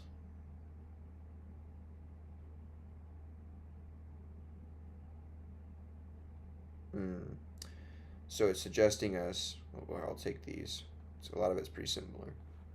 It's suggesting us to make our equipment fields look like this. ID, model ID, serial ID number, status, right? Location ID. Instead of requires calibration is a bool. Last calibrated, next calibration due. Preventative maintenance requires PM, last PM at, next PM due. Post service qualification requires PSQ. Yeah, okay. So just cleaned it up basically. I like that.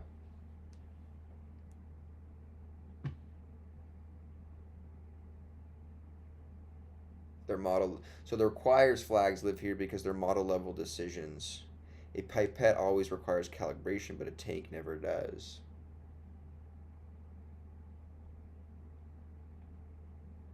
Yeah, Ronan. Sorry, what's up, Ronan? Appreciate you being here. This one's kind of inspired by my experiences at my work, kind of having pretty bad equipment management systems. Um, Decommission / retirement tracking. Okay, right.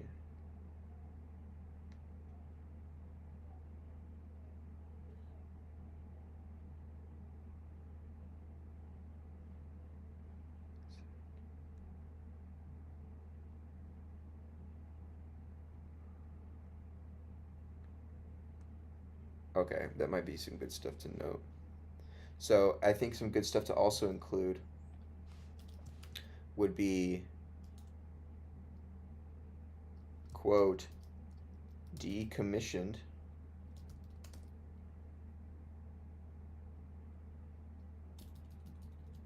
we'll say retired on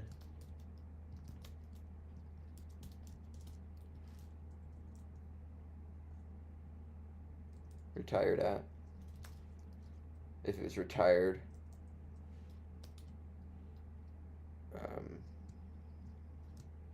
retire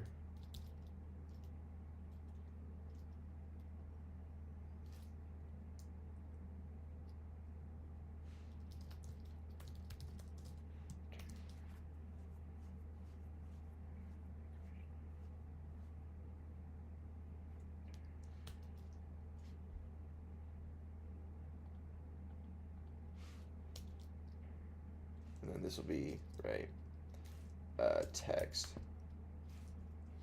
So this will be retirement info. And then we have like, so we also need to put onto here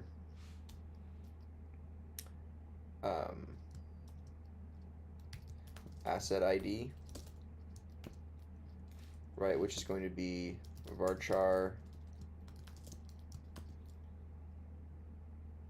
let's say 10, not null.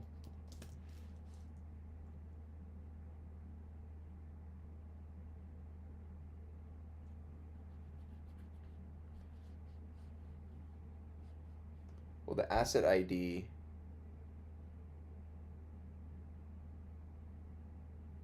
would be the serial key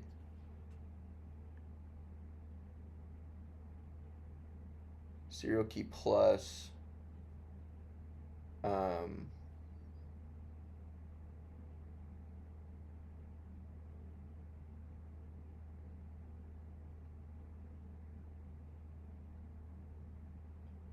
asset ID is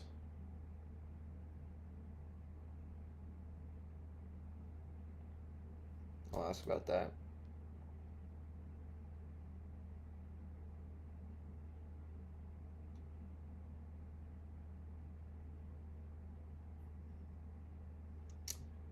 Then we have like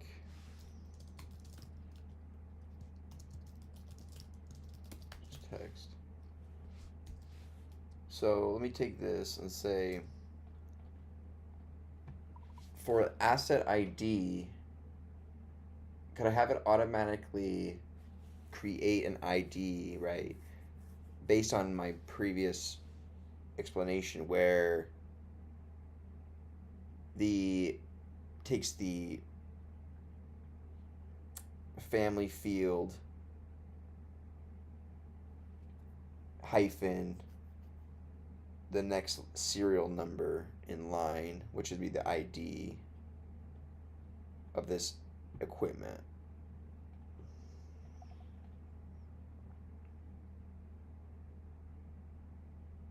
You generate that in Python before inserting it. Okay.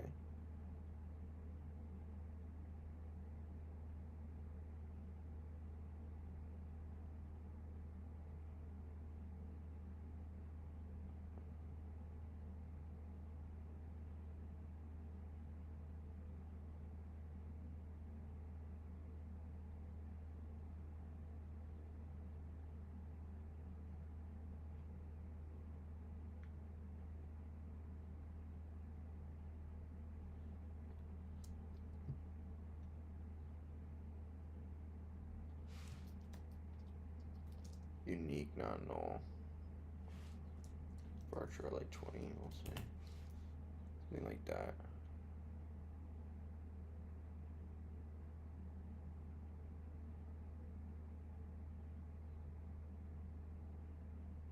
Okay.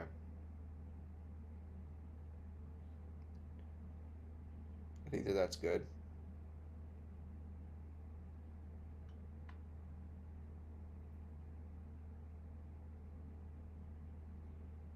Okay, what I'll do is I'm going to take the equipment field write me a, I don't want to write it, I'm lazy.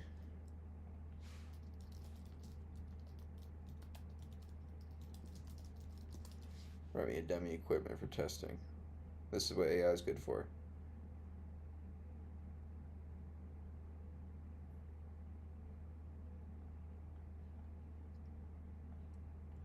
So this would be model ID is 1.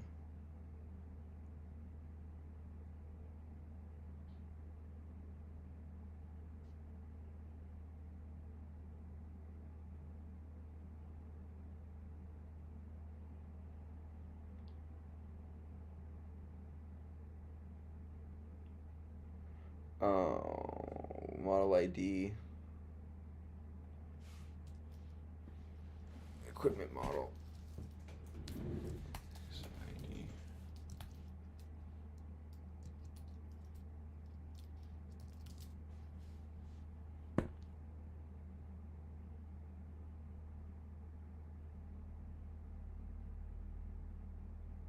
Oh no, let me see.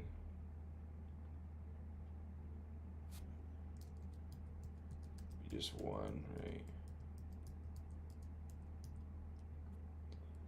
We have serial number is, oh, we're just saying it's, yeah, whatever, that's fine. Some random thing, let's just say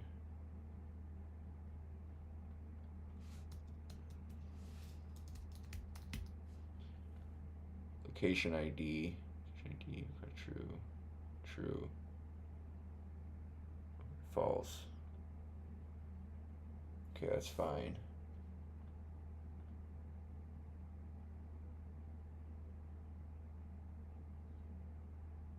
Gotcha, cool. So then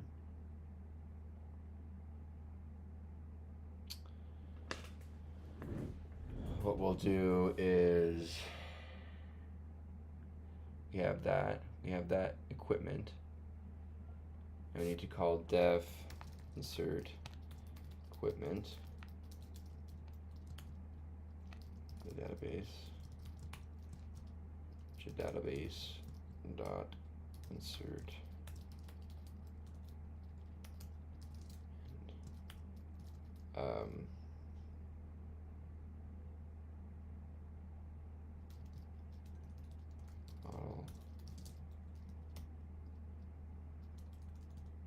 model. Let's just do, can we do this?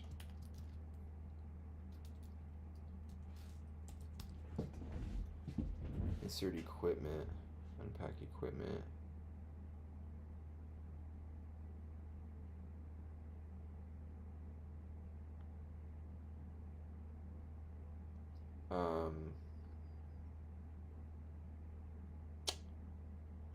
But the thing is it has this model ID. Model ID references equipment models ID model, right? So equipment model ID is incremented serially, right?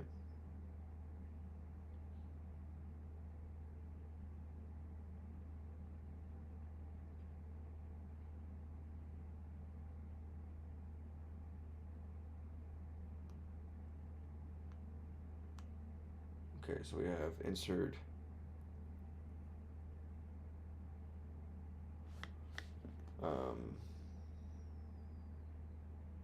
well, the thing is how can I do this actually? How can I test this given that I don't know the model ID right off the jump?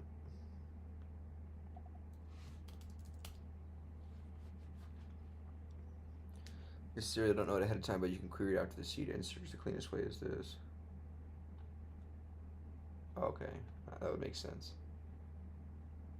So insert equipment.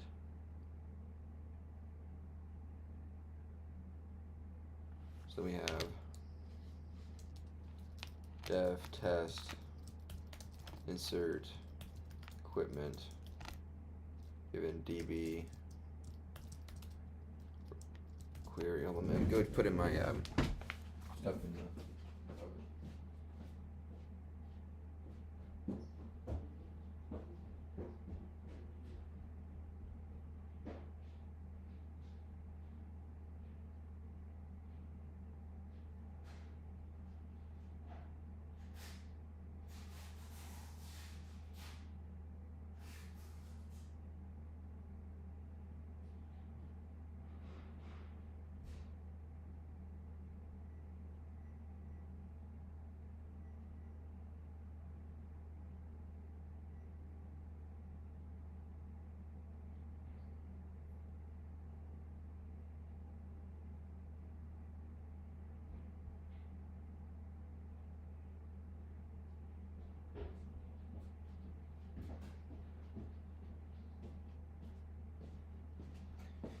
Okay.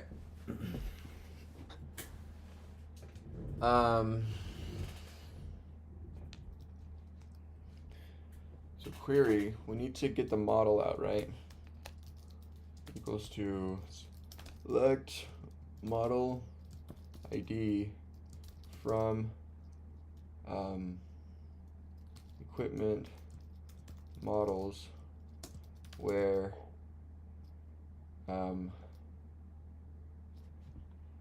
select ID from equipment models where name equals to %s. We do we do db dot query for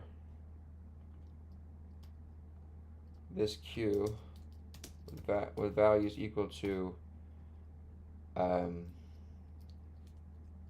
equipment model key of name, and we're going to do fetch one true.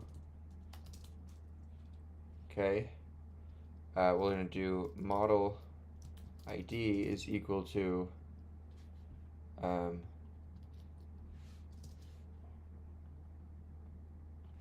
model ID is equal to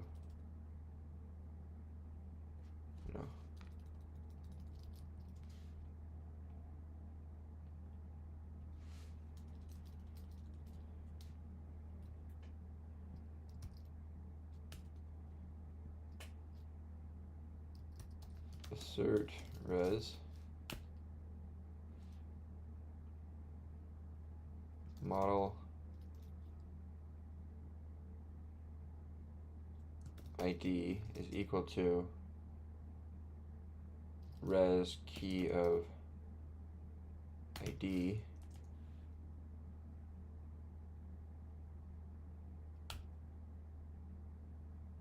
then we're going to go q is equal to, now we're going to go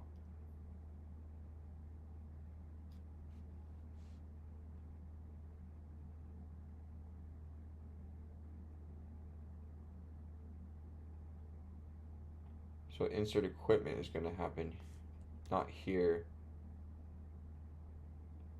but here. db.insert equipment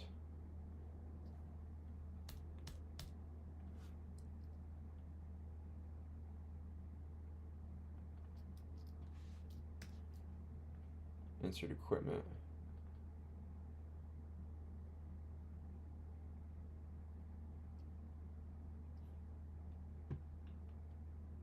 so I'm going to take this, it'll be easier.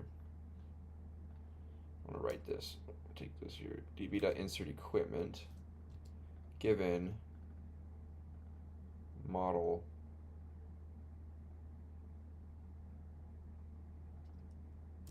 ID here. Right, and then we do query equals to db dot query, or query equals to select all from equipment where serial number equals to this, and then we do db dot query for this query with values equal to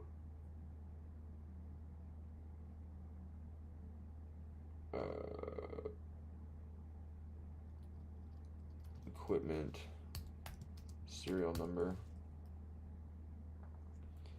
fetch one true,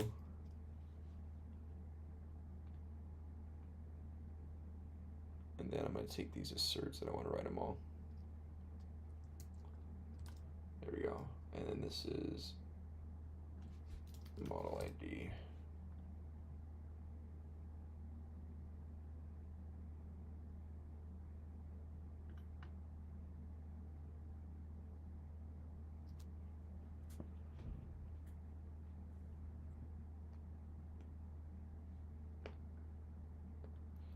asset ID.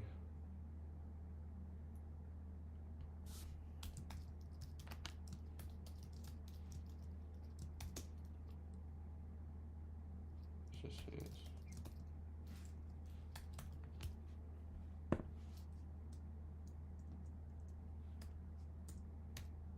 okay.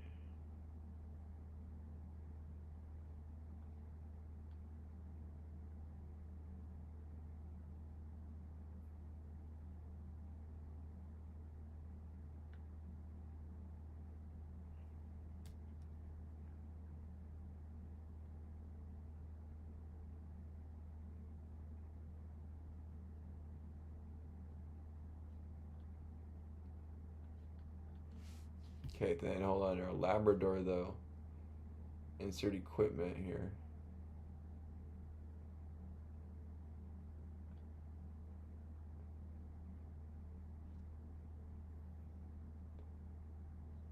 So I'm gonna have it update this function for me because I'm being lazy. We've already typed a lot. Update this function to reflect our new changes. That's what it's good for. That pesky just typing out stuff. Beautiful. Right, it'll just do that.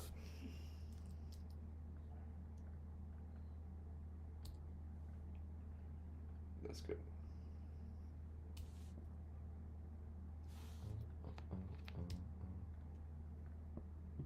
Okay, so now if we go here, object and attribute generate equipment ID.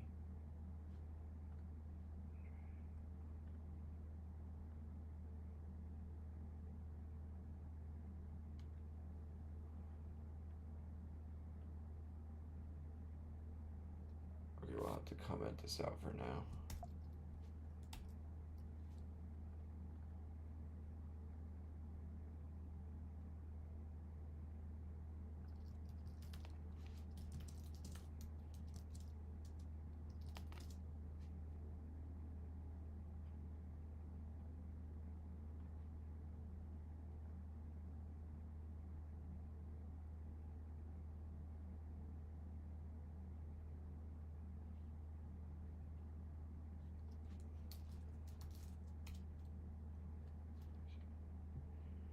Insert into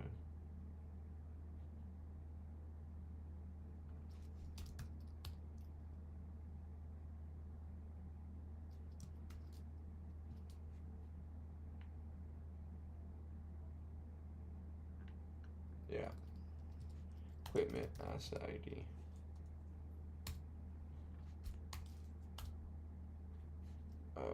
Serial number here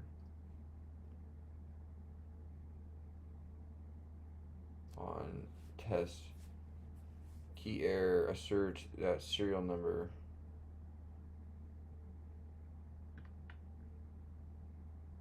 equipment has serial number here.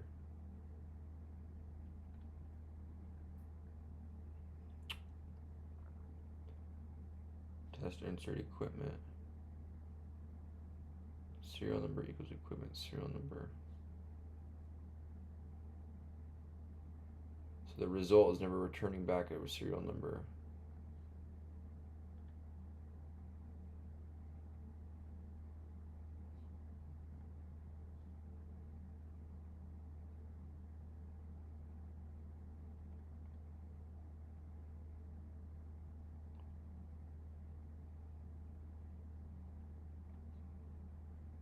Oh.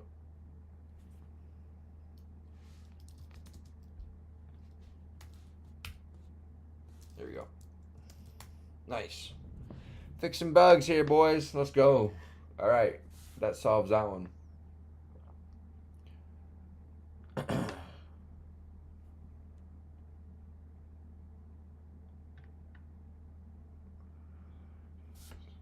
asset ID here.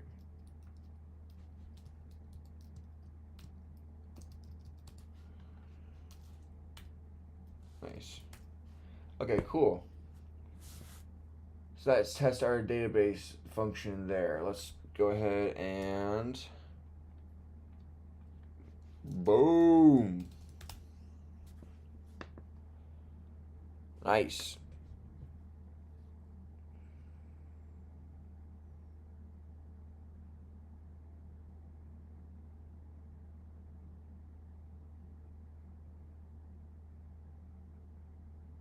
Okay.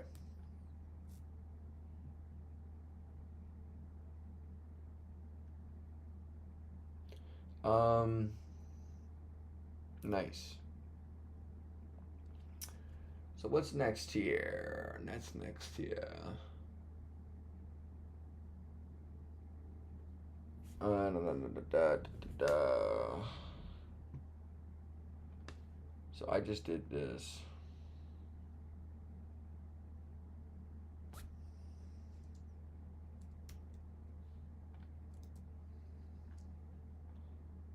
Let's come back to it.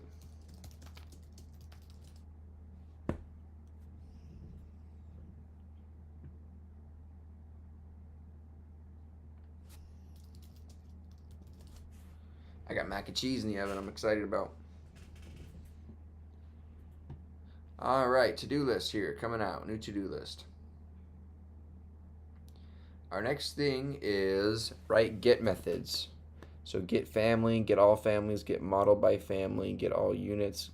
So we have a bunch of get methods.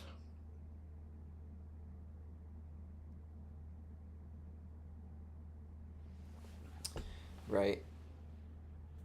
Got you.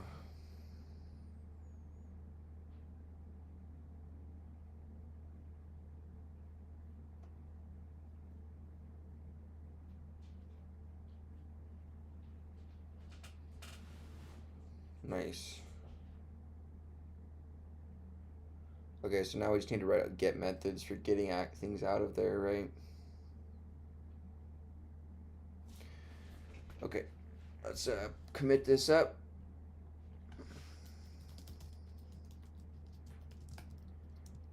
Add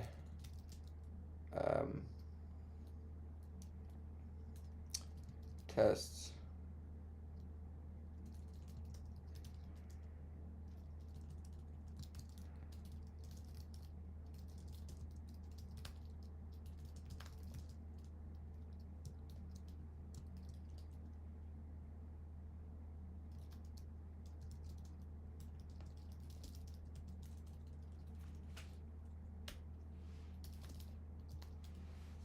Okay.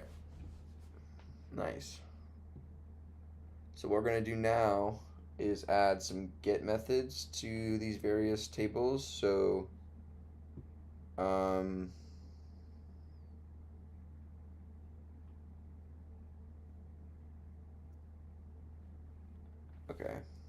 So insert location, def get location, self query equals to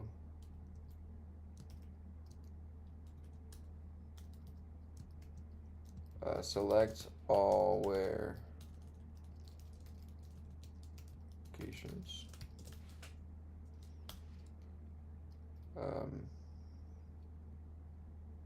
return self dot query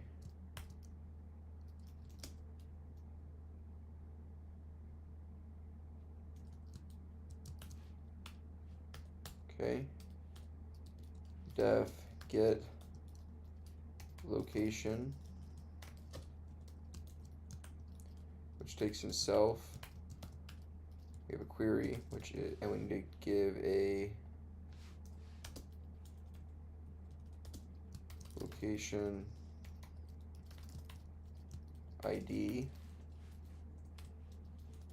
So query is select all from locations where ID equals to this, and then we're going to run self dot query for this question given values equal to location ID here. Fetch 1 equals to true, and then we'll return this. um,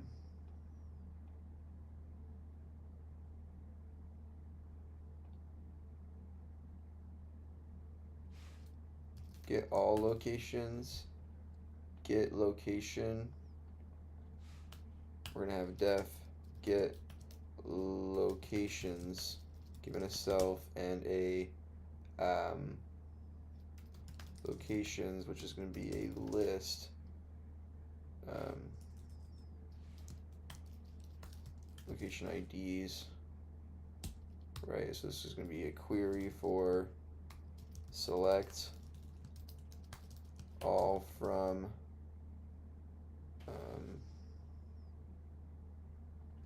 we're going to do a string is equal to this and do dot join, a join method, and we're going to join that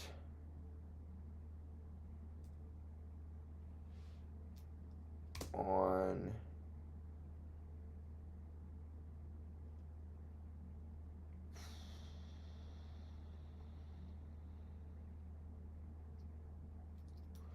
location IDs.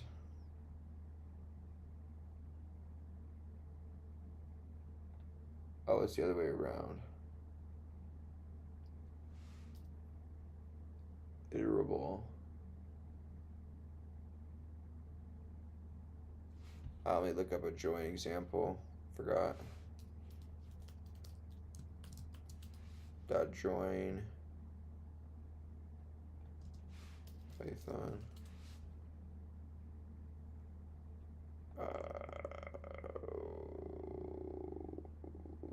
Oh shoot! So you just sorry, my bad. You do the specifier in the actual there, and then just join on the iterable. That's how it is.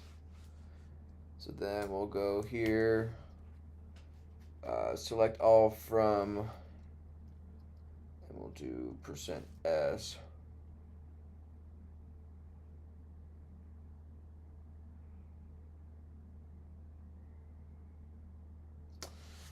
The thing is do we want to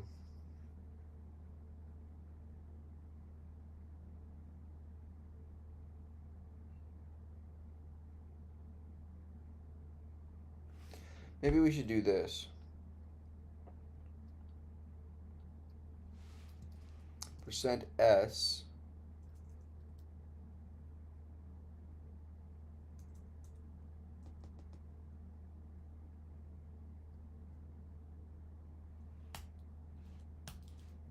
%s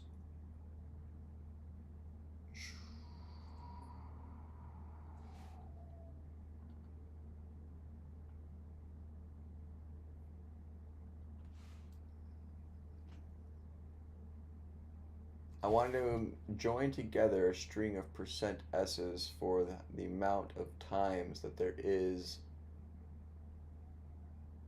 options in the on the object, right? So we just need to do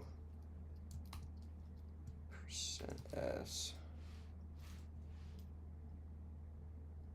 comma times the length of location IDs. Will this work? Select all from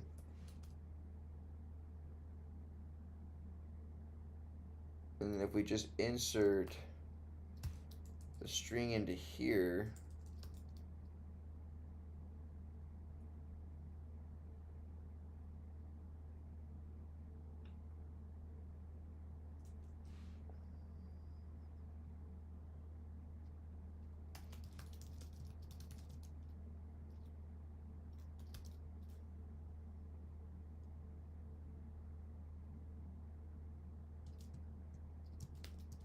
is there an in? I don't know. Let's get some help on this one.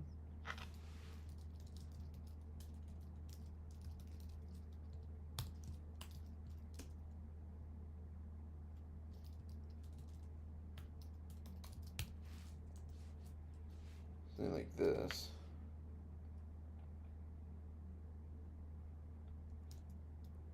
Let's get some feedback here.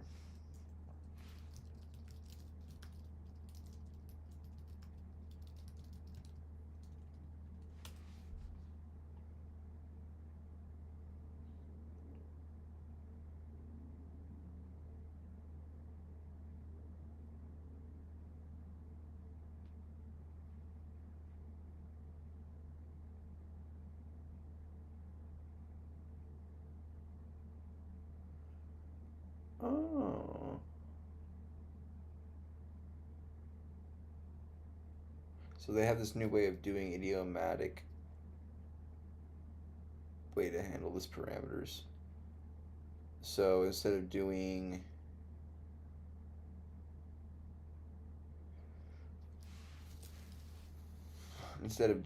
this, you just do this.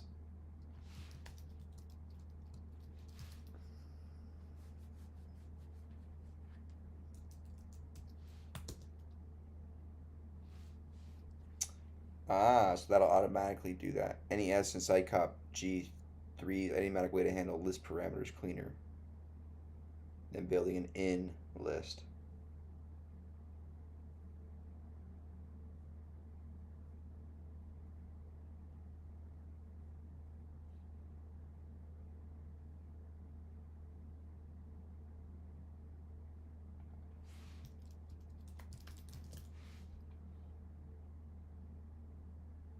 Okay, cool. That looks pretty good.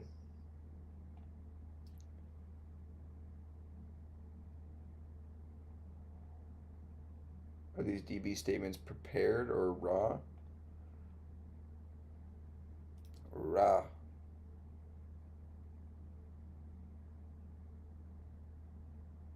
They'll be clean via Pydantic on our APIs. Okay, so that we have two getters established, or these getters for insert location. So that is that one.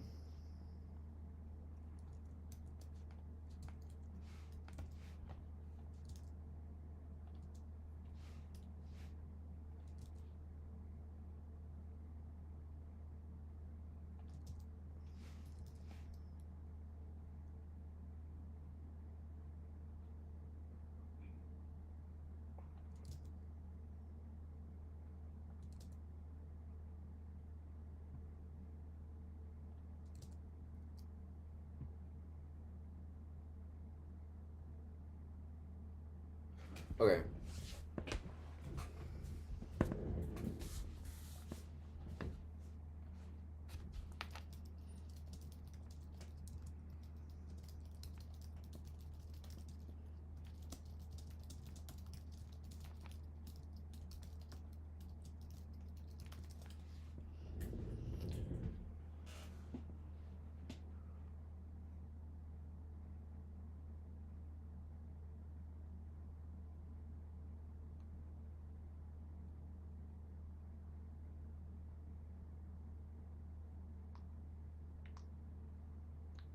Not necessarily.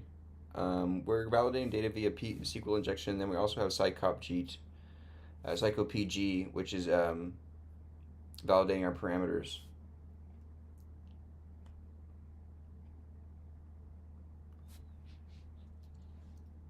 for the actual connection in our database.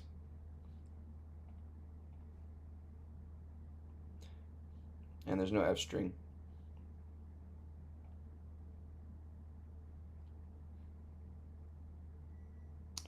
I feel like we've been over this before, my boy, with the previous project. All right, my day is done.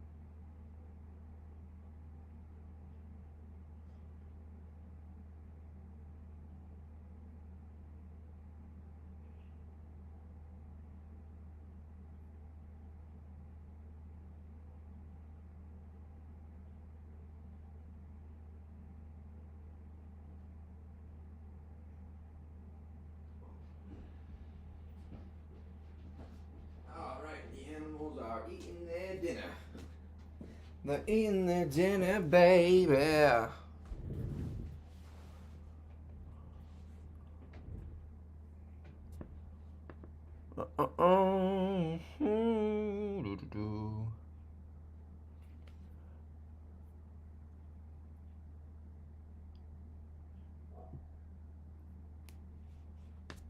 Alrighty. All good, my boy. All good. The project's just moving along fast here. We got good structure going on here. Okay. Okay, we wrote those getters for that guy, which is nice.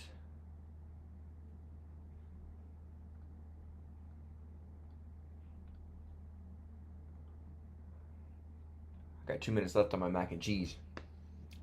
We got 2 minutes left on mac and cheese, boys. What's up, Lynn Coding? Thanks for being here. Okay, so manufacturer, so pretty much the same thing. Get all, get some, get one. That's kind of what we need for each of them. Is those three, things. So I'll kind of copy this format. So this is get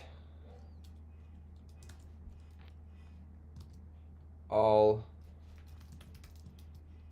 equipment families. Select all from equipment. Nice. Get locations, get equipment. Oh, my stuff is done. My mac and cheese. My mac and cheese. No, Scabby. Get away from her food. Yeah, go. Upstairs, upstairs, go. Go.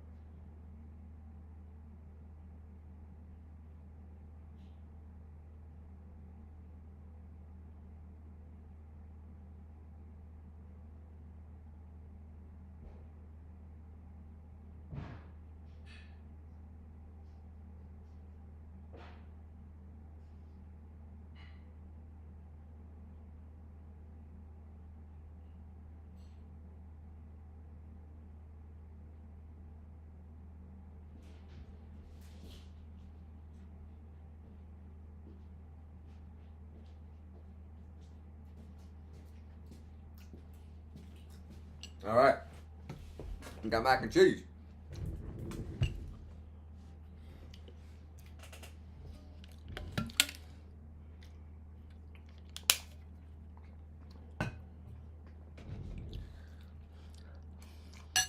All right.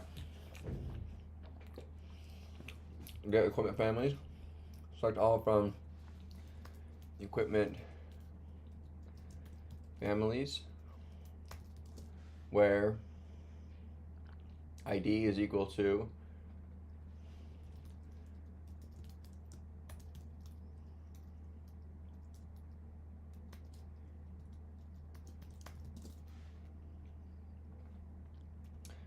equipment family IDs and get equipment family.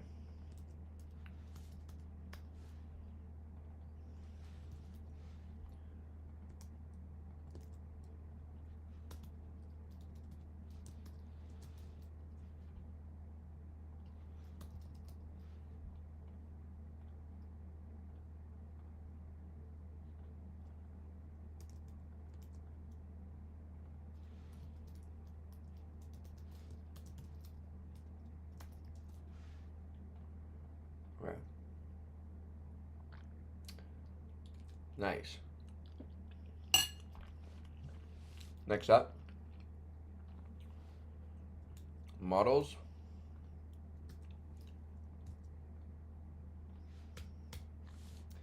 Get all equipment models. Select all from equipment models.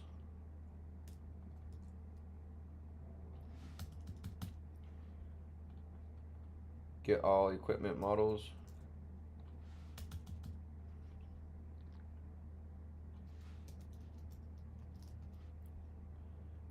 Equipment.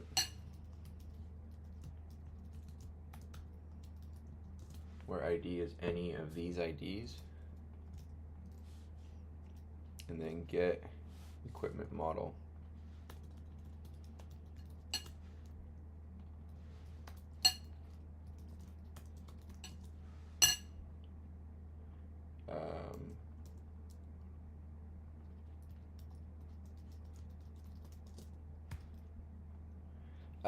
Hey Jay, what's the price of gas? It's $5.25. Brutal. I've been filling up $10 a gallon, or $10 a fill up. Just get myself like 2 gallons just to get me to work for the week down and back. Yeah, $5.25. I get less than 2 gallons for $10. Brutal, man. Luckily, I don't have to drive very far for work anymore. It's only like a 10-minute drive, and I got the Prius, so it's a hybrid. So $10 goes a long way. Okay. Nice. Okay. Equipment models. Okay. Insert equipment.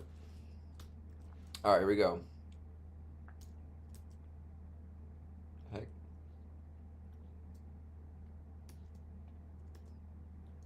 Get all equipment model. Get all equipment. Select all from equipment. Get equipments.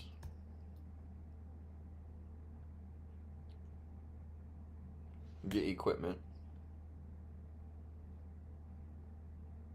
Well, equipment is plural and singular, so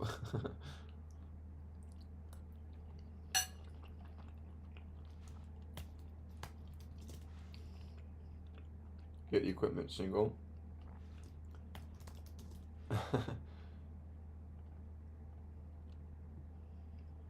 Right, this will be equipment IDs. But this will be equipment asset IDs. Get equipment, plural. Get equipment asset IDs.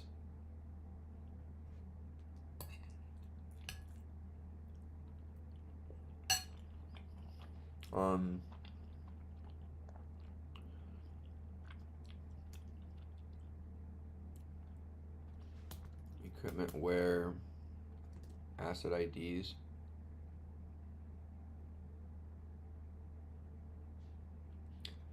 Get equipment single via equipment asset ID.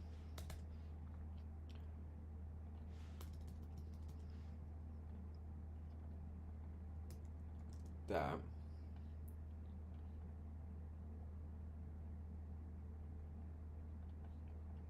Okay. Nice. So then it was $3.99 yesterday when I got gas, jumped 2 cents overnight.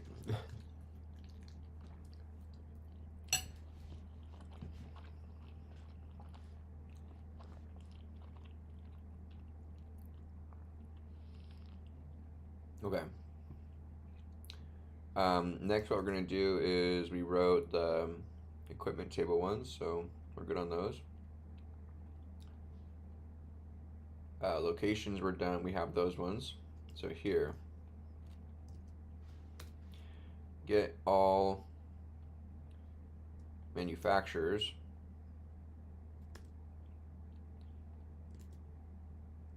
Get manufacturers.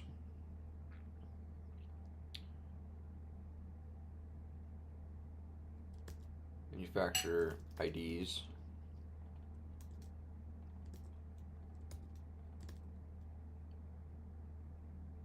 Okay. And then get manufacturer ID.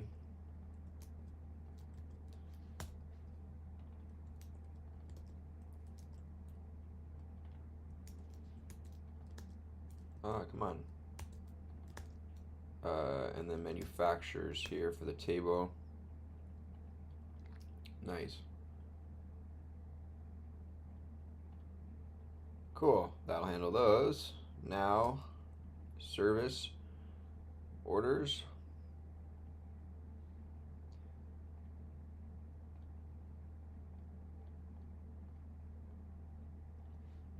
Do so for these ones. Get all service vendors.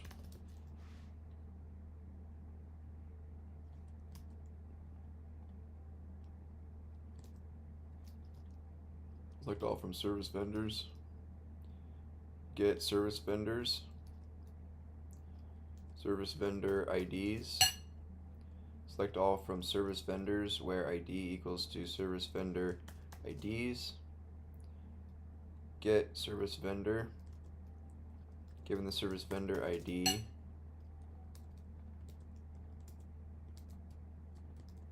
Service vendors. There we go. Look at us flying here.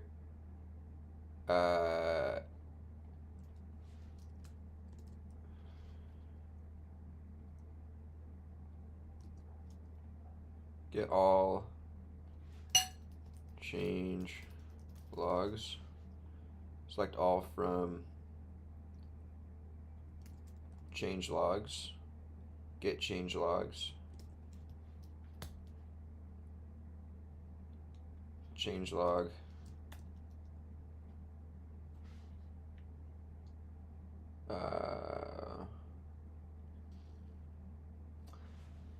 For a certain table.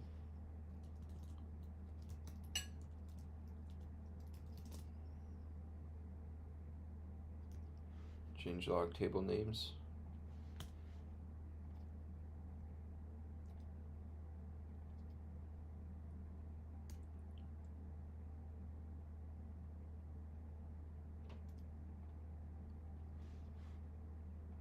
Select all from change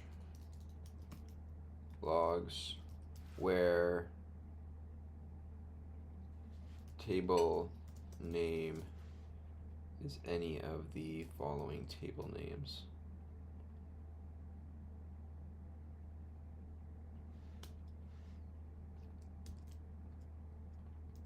Oop. And then get changelog,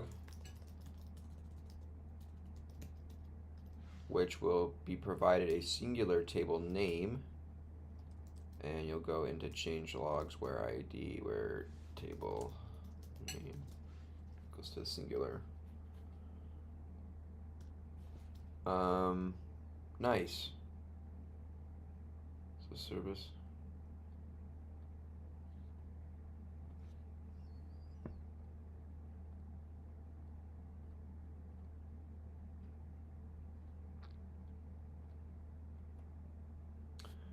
Okay, so each of these tables now should have a insert, and a 3 getters for all, plural, and singular.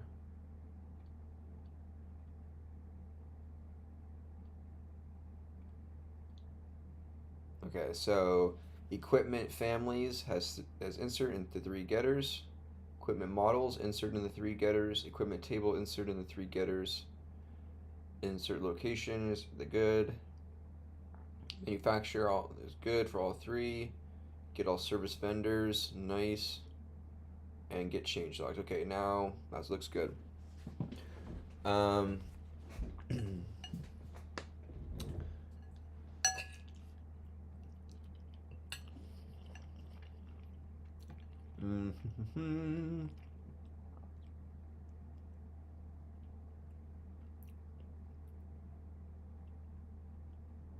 okay, let's take this. We got rope. Let's get some feedback on any bugs.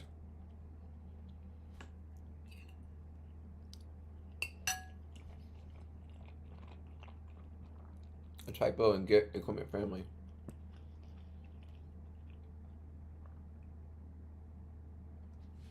Meant families.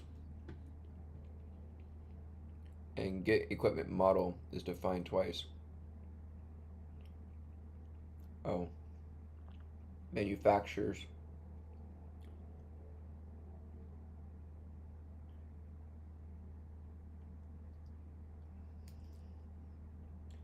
Get manufacturer.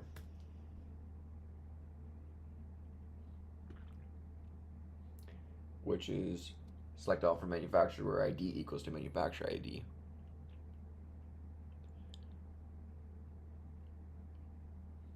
So get equipment, plural and singular. Query by using ID, but they should be using asset IDs. Okay, so yeah, that's right. Asset IDs.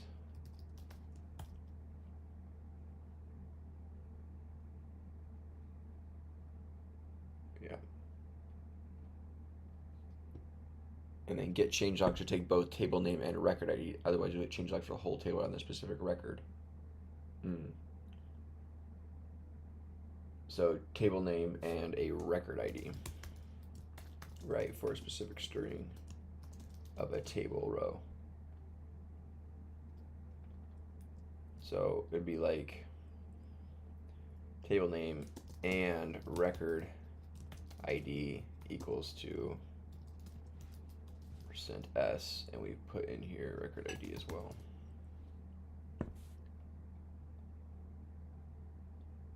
Oh, but it's suggesting to do an order by.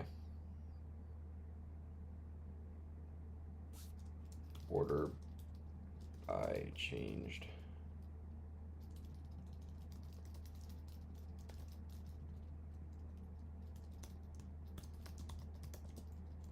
So new. Okay, I think it's good now.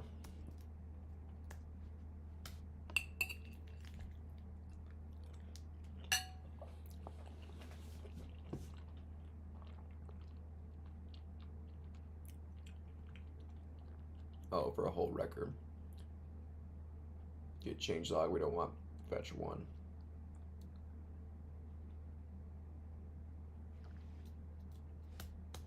Okay.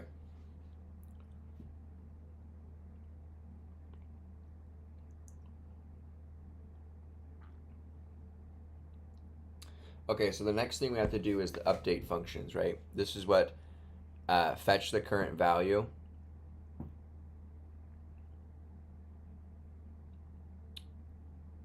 Run the update. Call insert changelog with old and new values. And commit everything. Okay. So in order to do an update,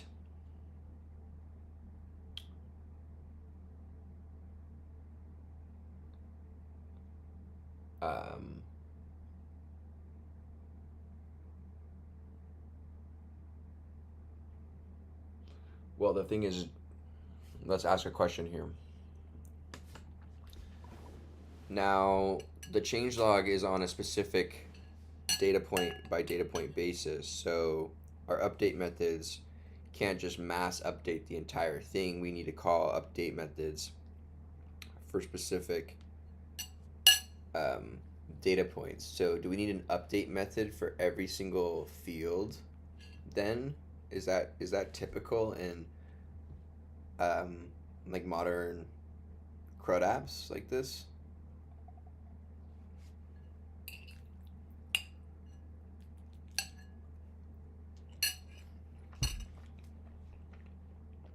Not necessarily. There are two common approaches. Field level update methods, a method per field like this, very explicit, change log writes and itself naturally since you always know exactly what changed. Or option two is generic update method that diffs. One method that accepts a dict of fields to update and compares against the current values and logs only what actually changed.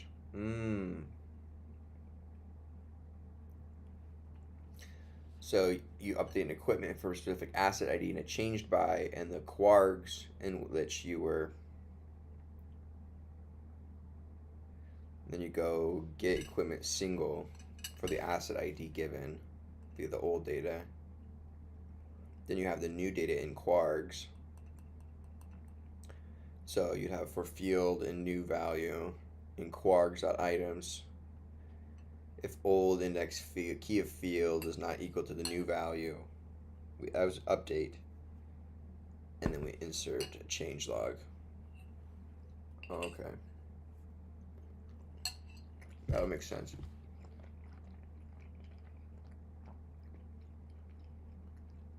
Okay. I think I'm going to call it for here today, though.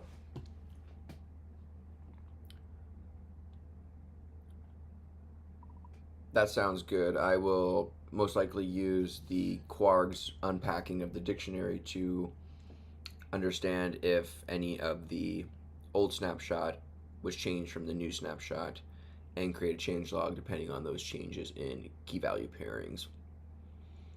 But I think I'm going to call it for today's session. We did a lot today.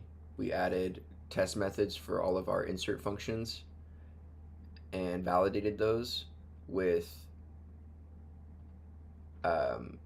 reusable test objects, and then we refactored our code base schema to include more detailed parameters or fields, and then we also updated our Labrador actual database engine to include a get all, a get few, and get single for each of the tables. So next time I'll implement the update methods for taking in quargs. Okay, let's go ahead and push this up. Get add here, get commit, add, get all, get few, get some, get one, getters to all tables.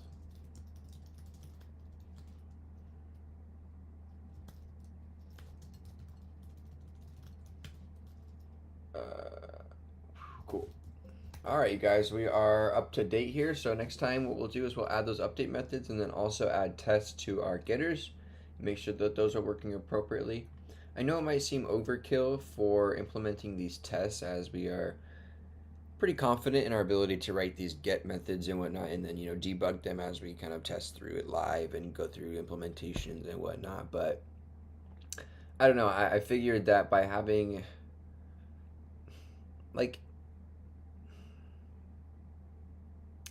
what is the trade-off? But let's have a little discussion before we go. If anyone's still here, there's only one person in here. If anybody's still in here, what is the trade-off? Let's ask Claude too.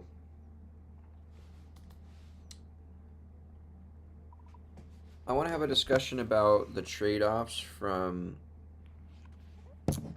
the testing we are doing, or the unit testing we are doing for all of our functions, right? So I know that this is the standard approach for modern software, for good modern software, right? Is writing these unit tests and and whatnot, but it seems pretty trivial when writing these tests for just basic getter functions and insert functions when we know that you can probably figure out if it's not working, visually through working with the code and whatnot, rather than diverting like 2 hours of our time writing these tests and whatnot.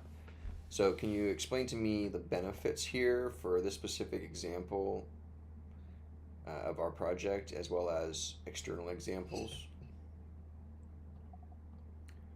Hey, how's it going, Scrooge? Really valid question we're thinking through honestly rather than just saying tests are always good. The honest case for your project specifically, for simple getters and inserts, you're right. The value is relatively low now. If get equipment family is broken, you'll know immediately when you try to use it. The tests aren't saving you much here. Where tests will actually save you in this project. The update plus changelog methods. This is where bugs get settled. Does the old value get captured correctly before the update? Does the changelog commit atomically with the update? Does a failed update leave a phantom changelog entry? These are not obvious visually, and a test catches them instantly. The generate equipment ID logic, sequencing bugs are sneaky. What happens when you have 10 units and add an 11th? What if 2 units are inserted simultaneously? A test catches that. Schema changes are breaking downstream. Schema changes breaking downstream. You've already refactored the schema twice this session. Every time you do that, a test suite tells you immediately what broke rather than you discovering it 3 functions later. The maintenance automation logic. When you build overdue detection, the logic needs to be airtight. A piece of equipment incorrectly flagged as inactive becomes a date comparison bug is a real operational problem. The honest case against over testing here. Testing basic CRUD at the database layer is sometimes called testing the framework rather than testing your logic. You're essentially verifying that PsychoPG and Postgres work correctly, which they do. That's low value. The industry term for this testing implementation rather than behavior. The test that matter is test behavior, what the system does, not implementation or how it does it. A pragmatic approach for your project is rather than testing every getter, focus your tests on update methods, high complexity, high changelog involvement, generate equipment ID, sequential logic that can have edge cases, maintenance overdue detection, date logic is always buggy, any method that touches multiple tables in one operation. Skip consolidate can skip or consolidate tests for simple getters, trust them, they're one line of SQL, basic inserts with no logic. The broader truth. The real value of the test suite isn't catching bugs today when you wrote the code and it's fresh in your head, it's catching regressions, bugs you accidentally introduced 6 months from now when you've forgotten how things work, and change when things break 3 other things. For a project like this, you'll come back to that periodically. The value is real, but you don't 100% need 100% coverage to get it. You need test on the complex and critical paths. Okay, that makes sense. All right, cool, you guys. Thanks so much for being here and hanging out with me today. We're almost at 5,500 subscribers, so if you're new, if you could please subscribe. My name is Michael. I'm 27. I got a degree in human biology, minor in chemistry. I've been teaching myself how to code live almost every single day for the past 2 years, live on this channel. Pretty crazy. Wow. Not every single day, but almost every single day. We have over almost 600 streams on the channel. So appreciate you guys being here and so far.